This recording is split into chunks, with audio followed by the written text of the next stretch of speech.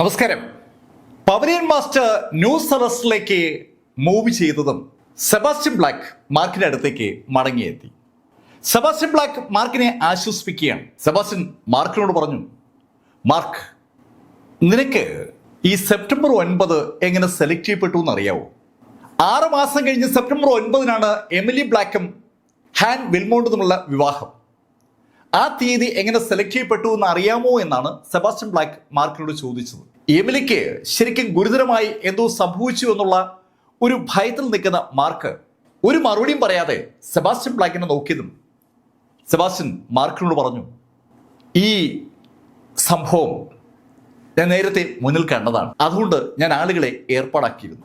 Black കുടുംബത്തിന്റെ ഏക പെൺതിരിയായ Emily ബ്ലാക്കിന്റെ വിവാഹമാണ് നടക്കാൻ പോകുന്നത്. സ്വാഭാവികമായിട്ടും ആ വിവാഹം നടക്കാനായി ഒരു മുഹൂർത്തം നോക്കുക എന്നുള്ള പതിവ് എന്തായാലും ബ്ലാക്ക് കുടുംബം കാണിക്കും. അങ്ങനെ ആ ശ്രമം അവർ നടത്തുമ്പോൾ സ്വാഭാവികമായിട്ടും ബ്ലാക്ക് കുടുംബം സമീപിക്കാൻ സാധ്യതയുള്ളത് ആരെയാണെന്ന് വ്യക്തമായും ഓൾഡ് മാസ്റ്റർക്ക് അറിയാം. ഓൾഡ് മാസ്റ്റർ അത് കണക്ക് കൂട്ടിക്കൊണ്ട് ഒരു ഗെയിം കളിച്ചതാണ്. ആ ഗെയിമിന്റെ അടിസ്ഥാനത്തിലാണ് 6 മാസം കഴിഞ്ഞുള്ള ഒരു തീയതി ബ്ലാക്ക് കുടുംബത്തിന് ലഭിക്കുന്നത്. മനഃപൂർവ്വം മാർക്ക് ഫെല്ലർക്ക് വേണ്ടി 6 മാസം കഴിഞ്ഞുള്ള ഡേറ്റ് സെബാസ്റ്റ്യൻ ബ്ലാക്ക് സൃഷ്ടിച്ചതാണെന്ന് സെബാസ്റ്റ്യൻ ബ്ലാക്ക് മാർക്കിനോട് പറഞ്ഞപ്പോൾ മാർക്കിന് അതൊരു ആശ്വാസമായി. പക്ഷെ അപ്പോഴും മാർക്കിന്റെ മനസ്സിൽ എമിലി ബ്ലാക്കാ ഉള്ളത്. എമിലി ബ്ലാക്കിന് എന്തോ സംഭവിച്ചിരിക്കുകയാണ്. അതുകൊണ്ടാണ് മാർക്കിന്റെ ആ രക്ഷാ കവചം പൊട്ടിയിരിക്കുന്നത്. മാർക്ക് ഫെല്ലർ വല്ലാതെ അസ്വസ്ഥതയോടുകൂടി അവന്റെ വസതിയിൽ നിന്ന് പുറത്തേക്കിറങ്ങി. അവൻ ഗേറ്റ് വരെ നടക്കും, വീണ്ടും വസതിയിലേക്ക് വരും. ശരിക്കും പവലിയൻ മാസ്റ്റർ അവിടെ നിന്ന് യാത്ര തിരിച്ച ആ നിമിഷം മുതൽ മാർക്കിന്റെ ദിനചര്യ അങ്ങനെയായി മാറുകയാണ്. ക്വിൻറ്റസ് സിറ്റിയിൽ നിന്ന് ന്യൂസ് അറസ്റ്റിൽ പറന്നിറങ്ങിയ പവലിയൻ മാസ്റ്റർ ബ്ലാക്ക് കുടുംബത്തിലേക്ക് മൂവ് ചെയ്യുമ്പോൾ ബ്ലാക്ക് കുടുംബത്തിൽ എമിലി ബ്ലാക്കിന്റെ കിടക്കയ്ക്ക് സമീപത്തായി ഷാങ്ഹായി ഒരു പുതിയ ഡോക്ടറെ എത്തിച്ചിരിക്കുകയാണ്. ഷാങ്ഹായി ആ ഡോക്ടറുമായിട്ട് അവിടെ വരുമ്പോൾ അനവധി ആളുകൾ അവിടെ ഉണ്ട്. അവരൊക്കെ ഷാങ്ഹായിയോട് പറഞ്ഞു, മാസ്റ്റർ, മിസ് ബ്ലാക്കിന്റെ അവസ്ഥ തികച്ചും പരിതാപകരമാണ്. ആഹോ, അങ്ങനെയാണോ? അതാണ് ഞാൻ പീറ്ററെ കൊണ്ടുവന്നത്. പീറ്റർ എന്ന് വിളിക്കപ്പെടുന്ന ആ ഡോക്ടർ ഉടൻ തന്നെ എമിലിയെ പരിശോധിച്ചു. ഏകദേശം ഒരു 2 മണിക്കൂറോളം സമയമെടുത്താണ് പീറ്റർ എമിലി പരിശോധിക്കുന്നത്. എമിലിയുടെ എല്ലാ ടെസ്റ്റുകളും നടത്തിയ പീറ്റർ ഷാങ്ഹായിയോട് പറഞ്ഞു, ഏയ്, മിസ് ബ്ലാക്കിന് ഒരു കുഴപ്പമൊന്നുമില്ല, ഞാനൊരു മരുന്ന് തരാം, അത് കൊടുത്താൽ അസുഖമൊക്കെ മാറും. അത് കേട്ടതും അവിടെ ഉണ്ടായിരുന്ന ഡോക്ടേഴ്സ് പീറ്ററോട് ചോദിച്ചു, അല്ല, നിങ്ങൾ എന്ത് മരുന്നാണ് കൊടുക്കാൻ പോകുന്നത്? ഏയ്, അത് വലിയ സീരിയസ് ആയ മരുന്നൊന്നുമല്ല. അല്ല, എന്ത് മരുന്നാണ് നിങ്ങൾ കൊടുക്കാൻ പോകുന്നത്? വീണ്ടും ആ ഡോക്ടർ ചോദിച്ചതും പീറ്റർ ആ ഡോക്ടറോട് തട്ടിക്കേറി, നിങ്ങളെന്താ എന്റെ മെഡിക്കൽ സ്കില്ല് ചോദ്യം ചെയ്യുകയാണ്? ആ ചോദ്യം പീറ്റർ ഉയർത്തുമ്പോൾ ഉടൻ തന്നെ അതിനൊരു മറുപടി വന്നു. അതെന്താ ഡോക്ടർ, നിങ്ങളുടെ മെഡിക്കൽ സ്കില്ല് ആർക്കും ചോദ്യം ചെയ്തുകൂടെ? ശരിക്കും നല്ല മുഴക്കമുള്ളൊരു ശബ്ദം പെട്ടെന്ന് ആ മുറിയുടെ പുറത്തുനിന്ന് കേട്ടതും സകല ആളുകളും ഞെട്ടലോടെ പുറത്തേക്ക് നോക്കി. ആ മുറിക്കുള്ളിലേക്ക് ആ നിമിഷത്തിൽ ഒരു ലേഡിയും ആ ലേഡിക്കൊപ്പം അലോഷ്യസും കയറി വന്നു. അലോഷ്യസ് ബ്ലാക്കിനൊപ്പമുള്ള ആ സ്ത്രീയെ കണ്ടതും ഷാങ്ഹായി ആ സ്ത്രീ ഒന്ന് സൂക്ഷിച്ചു നോക്കിയിട്ട് അവരോട് ചോദിച്ചു, ഏയ് പൗലൻ മാസ്റ്റർ, നിങ്ങളെന്താ ഇവിടെ? ഷാങ്ഹായി, അതെന്ത് ചോദ്യമാ? ഇവിടെ അല്ലാതെ പിന്നെ എവിടെയാ ഞാൻ പോകേണ്ടത്? ഏയ് പൗലൻ മാസ്റ്റർ, നിങ്ങൾ ആരാ ഇങ്ങോട്ടേക്ക് ഇൻവൈറ്റ് ചെയ്തത്? ഷാങ്ഹായി, എന്നെ ആരും ഇൻവൈറ്റ് ചെയ്തില്ലെങ്കിലും ഞാനിവിടെ വരും, എനിക്ക് എമിലി നോക്കണ്ടേ? അങ്ങനെ പറഞ്ഞുകൊണ്ട് പൗലൻ മാസ്റ്റർ മുന്നോട്ട് നടക്കാൻ പോയതും ഷാങ്ഹായി പൗലൻ മാസ്റ്റർ മുന്നിലേക്ക് കയറുന്നു. ഏയ്, അത് വേണ്ട, ഇവിടെ എമിലി നോക്കാൻ ഞാൻ വേറെ ആളെ കൊണ്ടുവന്നിട്ടുണ്ട്. അങ്ങനെ ഷാങ്ഹായി പറഞ്ഞതും പൗലൻ മാസ്റ്റർ പീറ്ററെ നോക്കി. ആര്? ഇയാളാണോ നിങ്ങൾ പറയുന്ന ഡോക്ടർ? പൗലൻ മാസ്റ്റർ ആ ചോദ്യം ചോദിച്ചപ്പോൾ പീറ്റർ ലേശം ഒന്ന് വിരണ്ടു എന്ന് പറയാം. അയാൾക്ക് പൗലൻ മാസ്റ്റർ അറിയാം. പൗലൻ മാസ്റ്റർ പീറ്ററോട് ചോദിച്ചു, എന്താ എമിലിയുടെ അസുഖം? അത് പിന്നെ പൗലൻ മാസ്റ്റർ അയാൾ എന്തോ അസുഖം പറയാൻ ശ്രമിക്കുകയാണ്. എമിലിക്ക് ഒരു മാനസിക വിഭ്രാന്തിയാണ്. ഓഹോ, മാനസിക വിഭ്രാന്തിയോ? അതിന് ഏത് മരുന്നാ നിങ്ങൾ സജസ്റ്റ് ചെയ്യുന്നത്? ഞാൻ ഒരു ഡിപ്രഷനുള്ള മരുന്നാണ് സജസ്റ്റ് ചെയ്യുന്നത്. അങ്ങനെ പീറ്റർ പറഞ്ഞതും പൗലൻ മാസ്റ്റർ പീറ്ററോട് പറഞ്ഞു, ഏയ്, അറിയില്ലെങ്കിൽ ചികിത്സിക്കാതിരിക്കണം. വളരെ വ്യക്തമായി പൗലൻ മാസ്റ്റർ അങ്ങനെ പറഞ്ഞതും അവിടെ കൂടി നിൽക്കുന്ന മറ്റ് ഡോക്ടേഴ്സിന് അതൊരു ആശ്വാസമായി. പൈറോയിൽ എല്ലാവരും അവസാന വാക്കായി കാണുന്നത് പൗലിൻ മാസ്റ്ററെയാണ്. മെഡിക്കൽ മേഖലയിൽ പൗലിൻ മാസ്റ്റർക്ക് അപ്പുറത്ത് ഒരു വാക്കില്ല. അതുകൊണ്ട് തന്നെ അവിടെ നിൽക്കുന്ന ആ ഡോക്ടേഴ്സിനും മറ്റ് മെഡിക്കൽ മേഖലയിലെ ആളുകൾക്കൊക്കെ പൗലിൻ മാസ്റ്ററെ കണ്ടപ്പോൾ തന്നെ ഒരു വല്ലാത്ത ആശ്വാസം ഉണ്ടായിരുന്നു. പൗലിൻ മാസ്റ്റർ പീറ്ററെ ഒഴിവാക്കുന്നു എന്ന് മനസ്സിലായതും ഷാൻഹായി പൗലിൻ മാസ്റ്ററോട് പറഞ്ഞു, ഏയ് പൗലിൻ മാസ്റ്റർ, നിങ്ങൾ ആരാണെങ്കിലും ഈ കുടുംബത്തിൽ എന്ത് ചെയ്യണമെന്ന് തീരുമാനിക്കുന്നത് നിങ്ങളല്ല, ഞങ്ങളാണ്. ഷാൻഹായി അത് പറഞ്ഞതും അലോഷ്യസ് പെട്ടെന്ന് ഷാൻഹായിയോട് പറഞ്ഞു, ഷാൻഹായി, അത് പറ്റത്തില്ല. എമിലി ബ്ലാക്കിന്റെ കാര്യത്തിൽ നമുക്ക് ഒരു ഒത്തുതീർപ്പും പറ്റില്ല. പൗലിൻ മാസ്റ്റർ ഇവിടെ ഉള്ളപ്പോൾ വേറൊരാളും എമിലി നോക്കുന്നതിൽ അർത്ഥവുമില്ല. അലോഷ്യസിന്റെ വാക്കുകൾക്ക് വല്ലാത്തൊരു മൂർച്ചയുണ്ട്. അയാളുടെ മകളാണ് കിടക്കി കിടക്കുന്നത്. എമിലി ബ്ലാക്കിന്റെ അവസ്ഥ കഴിഞ്ഞ കുറേ ദിവസങ്ങളായി മോശമാണെന്ന് അലോഷ്യസിനെ അറിയുകയും ചെയ്യും. അത് ഷാൻഹായിക്കും അറിയാം. അലോഷ്യസ് അങ്ങനെ പറഞ്ഞതും ഷാൻഹായി കൂടുതലൊന്നും പറയാതെ ആ മുറിയിൽ നിന്ന് പുറത്തേക്ക് ഇറങ്ങി. എമിലി ബ്ലാക്കിനെ ചികിത്സിക്കാൻ പൗലിൻ മാസ്റ്റർ അനുവദിച്ചില്ലെങ്കിൽ സ്വാഭാവികമായിട്ടും അയാൾക്കെതിരായി എല്ലാവരും തിരിയുമെന്ന് ഷാൻഹായിക്ക് അറിയാം. അതുകൊണ്ടാണ് ഷാൻഹായി ഒന്നും മിണ്ടാതെ ആ മുറിക്ക് പുറത്തിറങ്ങിയത്. മുറിക്ക് പുറത്തിറങ്ങിയ ഷാൻഹായി ഫോൺ എടുത്ത് ഹാൻ ഷിമിങ്ങിനെ വിളിച്ചു. ഹാൻ ഷിമിങ്ങുമായി ഷാൻഹായി സംസാരിക്കുമ്പോൾ അകത്തുള്ള പൗലിൻ മാസ്റ്റർ എമിലി ബ്ലാക്കിന്റെ അടുത്തെത്തിയിരുന്നു. എമിലി ബ്ലാക്കിന് ചുറ്റുമായി ഒത്തിരി ആളുകൾ നിൽപ്പുണ്ട്. അവരെ നോക്കിയിട്ട് പൗലിൻ മാസ്റ്റർ അവരോട് പറഞ്ഞു, നിങ്ങളെല്ലാവരും ഒന്ന് പുറത്തിറങ്ങി. പൗലിൻ മാസ്റ്റർ പറഞ്ഞതും ആ മുറിയിലുണ്ടായിരുന്ന അലോഷ്യസ് ഉൾപ്പെടെ സകല ആളുകളും മുറിക്ക് പുറത്തിറങ്ങി. പൗലിൻ മാസ്റ്റർ എമിലിയുടെ ആ ബെഡിലേക്ക് ഇരുന്നു. എമിലിയുടെ ബെഡിലേക്ക് ഇരുന്ന പൗലിൻ മാസ്റ്റർ അവരുടെ വലത് കൈ എമിലിയുടെ നെഞ്ചിലോട്ട് ഒന്ന് ചേർത്ത് വെച്ചു. നെഞ്ചിലേക്ക് ചേർത്ത് വെച്ച ആ കൈയിലൂടെ പൗലിൻ മാസ്റ്റർ ശരീരത്തിൽ നിന്ന് സ്പിരിച്വൽ എനർജി പതുക്കെ എമിലിയുടെ ബോഡിയിലേക്ക് കയറി തുടങ്ങി. മാർക്ക് ഫെല്ലറുടെ അതേ ചികിത്സാ രീതി തന്നെയാണ് പൗലിൻ മാസ്റ്ററും അവിടെ അനുവർത്തിക്കുന്നത്. ആ സ്പിരിച്വൽ എനർജി എമിലിയുടെ പുറത്തേക്ക് കയറിയതും പൗലിൻ മാസ്റ്റർ ആ കൈയൊന്ന് അനക്കി. അതിന്റെ ഫലമായിട്ട് ആ സ്പിരിച്വൽ എനർജി എമിലിയുടെ ശരീരത്തിൽ പതുക്കെ മൂവ് ചെയ്ത് തുടങ്ങിയാണ്. മാർക്ക് ഫെല്ലർക്ക് കഴിയുന്നതിനേക്കാൾ ഭംഗിയായിട്ട് ആ കാര്യം പൗലിൻ മാസ്റ്റർക്ക് ചെയ്യാൻ പറ്റുന്നുണ്ട്. മറ്റൊരാളുടെ ശരീരത്തിൽ സ്പിരിച്വൽ എനർജി എവിടെ എത്തിക്കണമെങ്കിലും പൗലിൻ മാസ്റ്റർക്ക് പറ്റും. പൗലിൻ മാസ്റ്ററുടെ വിദഗ്ധമായ ആ കൈ അനക്കത്തിന്റെ ഫലമായിട്ട് എമിലിയുടെ ബോഡിയിലൂടെ ആ സ്പിരിച്വൽ എനർജി ഒന്ന് സഞ്ചരിക്കുകയാണ്. ആ ബോഡിയിൽ എവിടെയെങ്കിലും ഏതെങ്കിലും ഞരമ്പുകൾക്കുള്ളിൽ ഏതെങ്കിലും തടസ്സങ്ങൾ ഉണ്ടായിട്ടുണ്ടെങ്കിൽ അതൊക്കെ ആ നിമിഷം തന്നെ അലിഞ്ഞങ്ങ് ഇല്ലാതാവുകയാണ്. ശരിക്കും ഒരു പമ്പിങ് നടക്കുന്നു എന്ന് പറയാം. സകല നാഡീഞരമ്പുകളും പെട്ടെന്ന് അങ്ങ് ഉഷാറായി. അതിന്റെ ഫലം അടുത്ത നിമിഷത്തിൽ നമുക്ക് എമിലിയുടെ മുഖത്ത് കാണാൻ പറ്റി. എമിലി പെട്ടെന്ന് കണ്ണു തുറന്നു. ശരിക്കും അമ്പരപ്പിക്കുന്ന ഒരു റിസൾട്ടാണ് എമിലിയുടെ ബോഡിയിൽ ഉണ്ടായത്.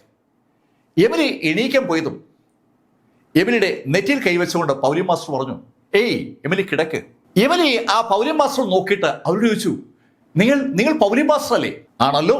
പൗലിൻ മാസ്റ്റർ, മാർക്കിന് കുഴപ്പമൊന്നുമില്ല, മാർക്ക് സുരക്ഷിതനായിരിക്കുന്നു. പൗലിൻ മാസ്റ്റർ, ഏയ് എമിലി നിൽക്ക്, ഞാൻ ആദ്യം നിനക്കൊരു മരുന്ന് തരാം. അങ്ങനെ പറഞ്ഞിട്ട് പൗലിൻ മാസ്റ്റർ അവരെ കൊണ്ടുവന്ന ഒരു ഗുളിക എമിലിയുടെ വായിലേക്ക് വെച്ചു. ശരിക്കും ആ ഗുളിക ഒരു magical effect തുടർന്നുണ്ടാക്കി.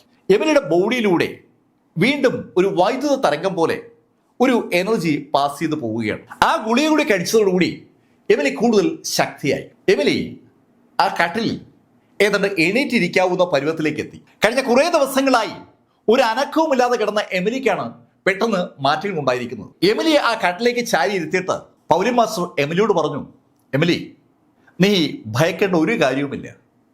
Mark feller സുരക്ഷിതനാണ്. Mark മാത്രമല്ല, നിന്റെ ഗ്രാൻഡ് പേയും സുരക്ഷിതനാണ്. അത് കേട്ടതും എമിലിയുടെ മുഖത്ത് ശരിക്കും ഒരു സന്തോഷം ഉണ്ടാവുകയാണ്. ഒരു പൂ വിടർന്നു വരുന്നത് പോലെ അവളുടെ മുഖം അങ്ങനെ വിടർന്നു വന്നു. പക്ഷെ പെട്ടെന്ന് എന്തോ ആലോചിച്ചതുപോലെ അവൾ പൗലിൻ മാസ്റ്ററോട് പറഞ്ഞു, പൗലിൻ മാസ്റ്റർ, ഞാനൊരു കാര്യം പറഞ്ഞാൽ മാർക്കിനെ അറിയിക്കൂ. എമിലി, നീ പറഞ്ഞോ, ഞാനത് മാർക്കിനെ അറിയിക്കാം. പൗലിൻ മാസ്റ്റർ, ഒരു കാരണവശാലും മാർക്കിനെ ഇങ്ങോട്ട് അയക്കരുത്. മാർക്കിനോട് ന്യൂസ് സർവീസിൽ വരണ്ടെന്ന് പറയണം. ഹേയ് എമിലി, നീ എന്തായി പറയുന്നത്? ഞാൻ പറഞ്ഞാൽ മാർക്ക് അനുസരിക്കൂ. അല്ല, മാർക്കിന് ശക്തിയില്ലാതെ മാർക്കിനോട് വന്നാലോ? എമിലി, നിന്റെ അറിവിലേക്ക് വേണ്ടി ഞാനൊരു കാര്യം പറയാം. ഈ വരുന്ന സെപ്റ്റംബർ 9 മാർക്ക് ഇവിടെ വരും. സകലരുടെയും സാന്നിധ്യത്തിൽ മാർക്ക് നിന്നെ ഇവിടുന്ന് വിളിച്ചുകൊണ്ട് പോവുകയും ചെയ്യും. ശരിക്കും ഒരു പ്രവചനം പോലെയാണ് പൗലിൻ മാസ്റ്റർ ആ വാക്കുകൾ പറഞ്ഞത്. ന്യൂ സെലസ്റ്റിലെ എലൈറ്റുകളായ സകല കുടുംബങ്ങളും അവരുടെ സർവ്വസന്നാഹവുമായി ബ്ലാക്ക് കുടുംബം നടത്തുന്ന ആ വിവാഹത്തിൽ പങ്കെടുക്കാനായി എത്തും. ആ സമയത്ത് സകലരും കണ്ടുകൊണ്ട് നിൽക്കെ മാർക്ക് ഫെല്ലർ അവിടെ എത്തുകയും എമിലി ബ്ലാക്കിനെ അവിടെ നിന്ന് വിളിച്ചിറക്കിക്കൊണ്ട് പോവുകയും ചെയ്യാന്നൊക്കെ പറഞ്ഞാൽ നടക്കുന്ന കാര്യമല്ല എന്ന് എമിലിക്ക് അറിയാം. പക്ഷേ ആ കാര്യം പൗലിൻ മാസ്റ്റർ പറഞ്ഞപ്പോൾ എമിലിക്ക് അതൊരു വല്ലാത്ത ആശ്വാസമായി. എമിലി പൗലിൻ മാസ്റ്ററോട് പറഞ്ഞു, പൗലിൻ മാസ്റ്റർ, മാർക്കിന് അതിന് പറ്റുമോ? ഹേയ് എമിലി, മാർക്കിന്റെ ശരീരത്തിൽ ശരിക്കും അവിശ്വസനീയമായ ശൈലിയിൽ ഊർജമുണ്ട്. അവൻ ശക്തനാണ്, അവനെ കൊണ്ടത് പറ്റും. പൗലിൻ മാസ്റ്റർ, മാർക്കിന് എത്ര ശക്തി ഉണ്ടെന്ന് പറഞ്ഞാലും ഇനി 6 മാസം കൂടിയല്ലേ ഉള്ളൂ. ഈ 6 മാസം കൊണ്ട് മാർക്ക് വിചാരിച്ചാൽ എന്ത് ചെയ്യാൻ പറ്റും? എമിലി ബ്ലാക്ക് അങ്ങനെ പറഞ്ഞതും പൗലിൻ മാസ്റ്റർ ഒന്ന് പുഞ്ചിരിച്ചു. അതിനുശേഷം അവർ എമിലിയോട് പറഞ്ഞു, എമിലി, നിന്റെ സ്ഥാനത്ത് ഞാനാണെങ്കിൽ ഞാൻ ഉറപ്പായും മാർക്ക് ഫെല്ലറെ കണ്ണുമടച്ച് വിശ്വസിച്ചനെ. പൗലിൻ മാസ്റ്റർ വല്ലാത്തൊരു സ്റ്റേറ്റ്മെന്റാ അപ്പൊ നടത്തിയിരിക്കുന്നത്. മാർക്ക് ഫെല്ലറെ എമിലി ബ്ലാക്ക് അവിശ്വസിക്കുന്നത് കൊണ്ടാണ് ഈ ശൈലിയുള്ള ചോദ്യങ്ങൾ എമിലി ചോദിക്കുന്നത്. പൗലിൻ മാസ്റ്റർ പറഞ്ഞതിന്റെ അർത്ഥം പൂർണ്ണമായും എമിലി ബ്ലാക്കിന് മനസ്സിലാവുന്നുണ്ട്. എമിലി പൗലിൻ മാസ്റ്ററോട് പറഞ്ഞു, പൗലിൻ മാസ്റ്റർ, ശരിക്കും എനിക്ക് മാർക്കിന് വിശ്വാസമുണ്ട്. പക്ഷേ മാർക്ക് എതിർക്കേണ്ടത് ബ്ലാക്ക് കുടുംബത്തെയും ഹാൻ കുടുംബത്തേക്കാണ്. അവർ അതിശക്തരാണ്. അവരുടെ ശക്തിയെക്കുറിച്ച് ഞാൻ പറയാതെ തന്നെ പൗലിൻ മാസ്റ്റർക്ക് അറിയാമല്ലോ. പൈറോ എന്ന രാജ്യത്തിന്റെ വിധി തീരുമാനിക്കുന്നതിൽ വരെ ഇടപെടാൻ കഴിവുള്ള ആളുകളാണ് ഈ ഹാൻ കുടുംബത്തിലെയും അതുപോലെ ബ്ലാക്ക് കുടുംബത്തിലെയും ആളുകൾ. എല്ലാ മേഖലയിലും അവരുമായി ബന്ധപ്പെട്ട ആളുകളുണ്ട്. വൻ സ്വാധീന ശക്തിയാണ് അവർക്കുള്ളത്. ആ ആളുകളെയൊക്കെ ധിക്കരിച്ചുകൊണ്ട് മാർക്കിന് എങ്ങനെ സെപ്റ്റംബർ 9 എമിലിയെ സ്വന്തമാക്കാൻ പറ്റുമെന്നുള്ള കാര്യം ഇപ്പോഴും എമിലിക്ക് അങ്ങോട്ട് മനസ്സിലായിട്ടില്ല. അവൾ അങ്ങനെ പറഞ്ഞതിന് ശേഷം പൗലിൻ മാസ്റ്ററോട് പറഞ്ഞു, പൗലിൻ മാസ്റ്റർ, സത്യത്തിൽ എനിക്ക് ബ്ലാക്ക് കുടുംബമൊന്നും വേണ്ട, എനിക്ക് ബ്ലാക്ക് കുടുംബത്തിന് അധികാരം ഒന്നും വേണ്ട.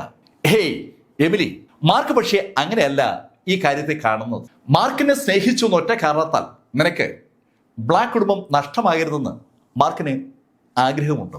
നിനക്ക് ലഭിച്ചുകൊണ്ടിരിക്കുന്ന ഒന്നും മാർക്ക് കാരണം നഷ്ടമാകരുതെന്നാണ് മാർക്കിന്റെ ആഗ്രഹം. നിനക്ക് വേണ്ടി ഈ ബ്ലാക്ക് കുടുംബത്തെ പിടിച്ചു നിർത്താൻ മാർക്ക് തയ്യാറാകും. മാർക്ക് ഫെല്ലർ ബ്ലാക്ക് കുടുംബത്തെയും എമിലിയും ഒന്നിച്ചു നിർത്താനാണ് ആഗ്രഹിക്കുന്നതെന്ന് പൗലിൻ മാസ്റ്റർ പറഞ്ഞപ്പോൾ അതങ്ങോട്ട് എമിലിക്ക് വിശ്വാസമാകുന്നില്ല. അവൾക്ക് ഒരു കാര്യം വ്യക്തമായും അറിയാം, ഷാൻഹായി അതിശക്തനാണ്. ഷാൻഹായി അധികാരത്തിൽ ഇരിക്കുന്നിടത്തോളം കാലം മാർക്കിന് ഒന്നും ചെയ്യാൻ പറ്റില്ല. മാർക്കിനേക്കാൾ അതീവ ശക്തനാണ് വ്യക്തിപരമായി ഷാൻഹായി. അതിനു പുറമെ ഷാൻഹായുമായി ബന്ധപ്പെട്ട ആളുകളൊക്കെ അതിശക്തന്മാരാണ്. ആ കാര്യങ്ങളൊക്കെ എമിലി ബ്ലാക്കിന് നന്നായിട്ട് അറിയാം. അവൾ എങ്ങനെ കണക്കൂട്ട് നോക്കിയിട്ടും മാർക്ക് ഫെല്ലർക്ക് പൗലിൻ മാസ്റ്റർ പറഞ്ഞതുപോലെ സെപ്റ്റംബർ 9 അവിടെ എത്താൻ കഴിയില്ല എന്ന് അവൾക്ക് പൂർണ്ണ വിശ്വാസമാണ്. പക്ഷേ എന്തുകൊണ്ടോ അവൾക്ക് പൗലിൻ മാസ്റ്റർ പറയുമ്പോൾ മാർക്കിന് വിശ്വസിക്കാൻ ഒരു തോന്നലും ഉണ്ടാകുന്നുണ്ട്. പൗലിൻ മാസ്റ്ററും എമിലി ബ്ലാക്കും തമ്മിൽ അങ്ങനെ സംസാരിച്ചുകൊണ്ടിരിക്കുന്നതിനിടയിൽ പൗലിൻ മാസ്റ്റർ എമിലിക്ക് വേണ്ട ചില മരുന്നുകളൊക്കെ ഉണ്ടാക്കി തുടങ്ങി. ഡിവൈൻ ആൽക്കമിസ്റ്റ് പൗലിൻ മാസ്റ്ററായ അവർക്ക് മരുന്നുണ്ടാക്കുക എന്ന് പറഞ്ഞാൽ ഒരു ചെറിയ കാര്യമാണ്. അതിവേഗം അവർ മരുന്നുകൾ ഉണ്ടാക്കി. ആ മരുന്നുകൾക്ക് വല്ലാത്തൊരു ഇഫക്റ്റ് ഉണ്ടാക്കാനും പറ്റുന്നുണ്ട്. എമിലി ബ്ലാക്കിന്റെ ആരോഗ്യം വളരെ വേഗമാണ് വീണ്ടെടുക്കപ്പെട്ടത്. ഏകദേശം വൈകുന്നേരം ആകാറായപ്പോൾ പൗലിൻ മാസ്റ്റർ എമിലി ബ്ലാക്കിനോട് യാത്ര പറഞ്ഞ് അവിടുന്ന് ഇറങ്ങാൻ ശ്രമിച്ചതും എമിലി അവളുടെ കിടക്കക്കടിയിൽ നിന്ന് ഒരു കാർഡ് എടുത്ത് പൗലിൻ മാസ്റ്ററെ കയ്യിലേക്ക് കൊടുത്തു. പൗലിൻ മാസ്റ്റർ, ഇതൊരു ബാങ്ക് കാർഡാണ്, ഇതിൽ കുറച്ച് പണമുണ്ട്, ഇത് മാർക്കിന് കൊടുക്കണം. എമിലി ബ്ലാക്ക് കൊടുത്ത ആ ബാങ്ക് കാർഡ് വാങ്ങിച്ച് സൂക്ഷിച്ചു വെച്ചതിന് ശേഷം എമിലിയോട് യാത്ര പറഞ്ഞ് പൗലിൻ മാസ്റ്റർ ആ മുറിയിൽ നിന്ന് പുറത്തിറങ്ങി. എമിലിയുടെ മുറിയിൽ നിന്ന് പുറത്തിറങ്ങി ആ ബ്ലാക്ക് കുടുംബത്തിന് പുറത്തേക്ക് നടക്കുന്നത് ഒരു വലിയ ഹാളിലൂടെയാണ്. പൗലിൻ മാസ്റ്റർ ആ ഹാളിലൂടെ അങ്ങനെ നടക്കുമ്പോൾ പെട്ടെന്ന് പുറകിൽ നിന്ന് ഒരു ശബ്ദം. പൗലിൻ മാസ്റ്റർ, നമ്മുടെ ബ്ലാക്ക് കുടുംബത്തിൽ വന്നിട്ട് അങ്ങനെ അങ്ങ് പോയാലോ? ശബ്ദം കേട്ട് പൗലിൻ മാസ്റ്റർ തിരിയുമ്പോൾ അവർ കാണുന്നത് ഷാൻഹായിയാണ്. ഷാൻഹായിയുടെ പുറകിലായി ഏകദേശം 10ഓളം ആളുകൾ നിൽപ്പുണ്ട്. ആ ആളുകളെ കാണുമ്പോൾ അറിയാം അവരെല്ലാം പീക്ക് ലെവൽ ഗ്രാൻഡ് മാസ്റ്റേഴ്സ് ആണ്.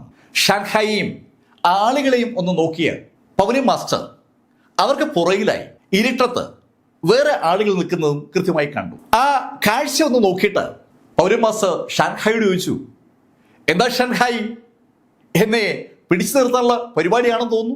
ഹേയ് പൗരൻ മാസ്റ്റർ, അങ്ങനെയല്ല. എനിക്ക് നിങ്ങളോട് ഒരു കാര്യം പറയാനുണ്ട്, അതുകൊണ്ടാണ് ഞാൻ വിളിച്ചത്. ഷാൻഹായ് പറയൂ. പൗരൻ മാസ്റ്റർ, നിങ്ങൾ മാർക്ക് ഫെല്ലർക്ക് അവിടെ അഭയം കൊടുത്തിരിക്കുകയാണ്. മാർക്ക് ഫെല്ലർക്ക് നിങ്ങളുടെ പവലിയനിൽ നിങ്ങൾ അഭയം കൊടുക്കുമ്പോൾ മാർക്ക് ചെയ്ത തെറ്റ് നിങ്ങൾ മറന്നു പോവുകയാണ്. മാർക്ക് എന്ത് തെറ്റാ ചെയ്തത്? പൗലൻ മാസ്റ്റർ വളരെ കൗതുകത്തോടെ ഷാൻഹായിയോട് അങ്ങനെ ചോദിച്ചതും ഷാൻഹായി പൗലൻ മാസ്റ്ററോട് പറഞ്ഞു, പൗലൻ മാസ്റ്റർ, ശരിക്കും അവൻ ഒരു ക്രിമിനലാണ്. അവൻ എൻ്റെ അച്ഛനെ കൊന്നു. അതിനുശേഷം അച്ഛൻ്റെ ഡെഡ് ബോഡി സകലരുടെയും കണ്ണുവെട്ടിച്ച് അവൻ ഇവിടുന്ന് മോഷിച്ചുകൊണ്ട് പോവുകയും ചെയ്തു. മാർക്ക് ഫെല്ലറെ കുറിച്ച് വളരെ ഗുരുതരമായ ഒരു ആരോപണം ഷാൻഹായി പൗലൻ മാസ്റ്ററോട് പറഞ്ഞതും പൗലൻ മാസ്റ്റർ ഷാൻഹായിയോട് പറഞ്ഞു, ഷാൻഹായി, ഈ കഥ കൊച്ചുകുട്ടികളോടൊക്കെ പറഞ്ഞാൽ അവർ വിശ്വസിക്കും. നിങ്ങൾ ഈ പറഞ്ഞ നിങ്ങളുടെ അച്ഛൻ എൻ്റെ കൂടെ അവിടെ ഡിവൈൻ ആൽക്കമിസ്റ്റ് പവലിയനിലുണ്ട്. പൗലൻ മാസ്റ്റർ ആ സ്റ്റേറ്റ്മെന്റ് പറഞ്ഞതും ഷാൻഹായി ഒന്ന് വിളറി. അത് പക്ഷെ ഒരു നിമിഷം ഉണ്ടായിരുന്നുള്ളൂ. അയാളുടെ ഒരു കള്ളം വളരെ വിദഗ്ധമായി ഇതാ പൗലൻ മാസ്റ്റർ പൊളിച്ചിരിക്കുകയാണ്. ആ കാര്യം ബോധ്യപ്പെട്ട ഷാൻഹായി പൗലൻ മാസ്റ്ററോട് പറഞ്ഞു, ഓക്കെ, അപ്പോ ഞാൻ ഇനി ഒന്നും ഒളിച്ചു വെക്കുന്നില്ല. എനിക്ക് മാർക്കിനെ കൂടിയേ തീരും. മാർക്കിനെ എനിക്ക് വിട്ടുകിട്ടണം. ഷാൻഹായി, അതൊന്നും നടക്കില്ല. പൗലൻ മാസ്റ്റർ, നിങ്ങൾ കാര്യങ്ങൾ വ്യക്തമായും മനസ്സിലാക്കാതെയാണ് സംസാരിക്കുന്നതെന്നാണ് എനിക്ക് തോന്നുന്നത്. ഷാൻഹായി, ഞാൻ ഒരു കാര്യം പറയുമ്പോൾ അത് വെറുതെ പറയുകയാണെന്ന് നിങ്ങൾക്ക് തോന്നുകയാണെങ്കിൽ എനിക്ക് ഒന്നും ചെയ്യാനില്ല. ഞാൻ വളരെ വ്യക്തമായും പറയാം, മാർക്ക് ഫെല്ലറെ ഞാൻ ആർക്കും വിട്ടുതരില്ല. വളരെ വ്യക്തമായ ബോൾഡ് ആയിട്ടുള്ള സ്റ്റേറ്റ്മെന്റ് ആണ് പൗലൻ മാസ്റ്റർ പറഞ്ഞിരിക്കുന്നത്. അങ്ങനെ പൗലൻ മാസ്റ്റർ പറഞ്ഞതും ഷാൻഹായി ഒരു സ്റ്റെപ്പ് ഒന്ന് മുന്നോട്ട് വെച്ചു. ശരിക്കും അതൊരു സിഗ്നലാണ്. ആ നിമിഷത്ത് തന്നെ ഷാൻഹായിയുടെ പുറകിലുണ്ടായിരുന്ന ആ 10 അംഗ ടീമും അതേപോലെ മുന്നോട്ട് നീങ്ങി. അതേ സമയത്ത് ഏകദേശം 2 ഡസനോളം ആളുകൾ അവരുടെ തൊട്ടുപുറകിലായി അണിനിരന്നു. അവരുടെ എല്ലാവരുടെയും കയ്യിൽ മെഷീൻ ഗണ്ണുകളുണ്ട്. 2 ഡസൻ മെഷീൻ ഗണ്ണുകൾ ഇപ്പോ പൗലൻ മാസ്റ്റർക്ക് നേരെ ചൂണ്ടപ്പെട്ടിരിക്കുകയാണ്. അത് കണ്ടതും പൗലൻ മാസ്റ്റർ ഷാൻഹായിയോട് ചോദിച്ചു, എന്താ ഷാൻഹായി ഉദ്ദേശം? പ്രത്യേകിച്ച് ഉദ്ദേശങ്ങളൊന്നുമില്ല. മാർക്ക് ഫെല്ലറെ ഞങ്ങൾക്ക് വിട്ടു തന്നാൽ നിങ്ങൾക്ക് ഇവിടെ നിന്ന് ജീവനോടെ പോകാം. ഓഹോ, അങ്ങനെയാണോ? അങ്ങനെ പൗലൻ മാസ്റ്റർ ചോദിച്ചതും പൗലൻ മാസ്റ്റർ വലത് കൈ ഒന്ന് ചെറുതായിട്ടൊന്ന് അനങ്ങി. ഷാൻഹായിക്ക് പൗലൻ മാസ്റ്റർ കൈ അനക്കുന്നത് കാണാം. പക്ഷെ എന്തിനാ അവരിങ്ങനെ കൈ അനക്കുന്നതെന്ന് ഷാൻഹായിക്ക് മനസ്സിലായില്ലെന്ന് മാത്രം. പൗലൻ മാസ്റ്റർ കൈ വലതുവശത്ത് ഇടതുവശത്തേക്ക് ചെറുതായിട്ട് ഇങ്ങനെ ഒന്ന് മൂവ് ചെയ്ത് പോയതും ഷാൻഹായി ചില ശബ്ദങ്ങൾ കേട്ടു. ശബ്ദം കേട്ട് ഷാൻഹായി തിരിഞ്ഞു നോക്കുമ്പോൾ അയാൾ കാണുന്നത് മെഷീൻ ഗണ്ണ് പിടിച്ചു നിൽക്കുന്ന അയാളുടെ ആ ആർമി പതുക്കെ പതുക്കെ താഴെ വീഴുന്നതാണ്. ഒരു ശബ്ദത്തോടു കൂടി ആ 2 ഡസൻ ആളുകളും താഴേക്ക് വീണു. ആ ശബ്ദം കേട്ട ദിക്കിലേക്ക് ആ 10 അംഗ ഗ്രാൻഡ് മാസ്റ്റേഴ്സ് നോക്കുന്നുണ്ട്. എന്താ സംഭവിച്ചതെന്ന് ഗ്രാൻഡ് മാസ്റ്റേഴ്സിനോട് ഷാൻഹായി ചോദിക്കുമ്പോൾ ഷാൻഹായി ഒരു കാഴ്ച കൂടി കാണുകയാണ്. ആ വീണ് കിടക്കുന്ന മെഷീൻ ഗണ്ണുകളുടെയും ആ മാർഷൽ ആർട്ടിസ്റ്റുകളുടെയും മുകളിലേക്ക് ആ 10 അംഗ സേനയും പതുക്കെ പതുക്കെ വീണു തുടങ്ങി. ശരിക്കും അവർ ഉറങ്ങി വീഴുകയായിരുന്നു. ഷാൻഹായിക്ക് എന്തെങ്കിലും ചെയ്യാൻ കഴിയുമ്പോൾ അയാളുടെ പുറകിലുണ്ടായിരുന്ന ആ 10 പീക്ക് ലെവൽ ഗ്രാൻഡ് മാസ്റ്റേഴ്സും അതേപോലെ ആ 2 ഡസൻ ഗ്രാൻഡ് മാസ്റ്റേഴ്സും താഴെ വീണ് കഴിഞ്ഞു. ആ 2 ഡസൻ ഗ്രാൻഡ് മാസ്റ്റേഴ്സും മെഷീൻ ഗണ്ണോട് കൂടിയാണ് താഴെ വീണത്. എന്താ സംഭവിച്ചതെന്ന് ഒരു പിടിയും കിട്ടാത്ത ഷാൻഹായി പൗലൻ മാസ്റ്റർ ചോദിച്ചു, നിങ്ങൾ എന്താ ചെയ്തേ? ഷാൻഹായി, പേടിക്കേണ്ട കാര്യമില്ല, ഞാൻ ഒന്നുമില്ലെങ്കിൽ ഒരു ആൽക്കമിസ്റ്റാണ്. ആ കാര്യമെങ്കിലും ഷാൻഹായി ഓർക്കണ്ടേ. ആൽക്കമിസ്റ്റ് എന്ന് പറഞ്ഞാൽ അതിന് ഒരു അർത്ഥം കൂടിയുണ്ട്. വിവിധ ശൈലിയിലുള്ള മരുന്നുകൾ ഉണ്ടാക്കാനുള്ള കഴിവുള്ള ആളാണ് ആൽക്കമിസ്റ്റ് എന്നാണ്. മരുന്നുകൾ ആളുകളെ ചികിത്സിക്കാൻ വേണ്ടി മാത്രമല്ല ഉണ്ടാക്കുന്നത്, ആളുകളെ ബോധം കെടുത്താനും മരുന്നുകൾ കൊണ്ട് പറ്റുമെന്നാണ് പൗലൻ മാസ്റ്റർ പറഞ്ഞത്. പൗലൻ മാസ്റ്റർ പറഞ്ഞത് കേട്ടതും ഷാൻഹായിക്ക് ശരിക്കും ദേഷ്യം ഒന്നു തന്നെ പറയാം. അയാളുടെ ആ 2 സ്ലീവും ഒന്ന് ചുരുട്ടിയിട്ട് കൈ ഒന്ന് വിടർത്തി. ശരിക്കും അയാളെ കൈ വിടർത്തുമ്പോൾ അയാളുടെ എല്ലുകൾ നുറുങ്ങുന്ന ശബ്ദം കേൾക്കാം. ശരിക്കും ഒരു ശക്തനാണ് ഷാൻഹായി എന്ന് ഷാൻഹായി പൗലൻ മാസ്റ്റർ മുന്നിൽ തെളിയിക്കാൻ ശ്രമിക്കുകയാണ്. കൈയൊന്ന് വിടർത്തിയ ഷാൻഹായിക്ക് ചുറ്റുമായി ശരിക്കും ഒരു ഊർജ്ജ പ്രസാരണം തന്നെ ഉണ്ടായി. അയാളുടെ ശരീരത്തിൽ നിന്ന് ഊർജ്ജം സകല സ്ഥലത്തേക്ക് പ്രസരിക്കുകയാണ്. ആ ഊർജ്ജം ചുറ്റും ഇങ്ങനെ വരുമ്പോൾ സ്വാഭാവികമായിട്ടും അയാൾ എതിരെ നിൽക്കുന്ന പൗലൻ മാസ്റ്റർ മുകളിൽ ഒരു പ്രഷർ ചെലുത്താൻ ശ്രമിക്കുകയാണെന്ന് അർത്ഥം.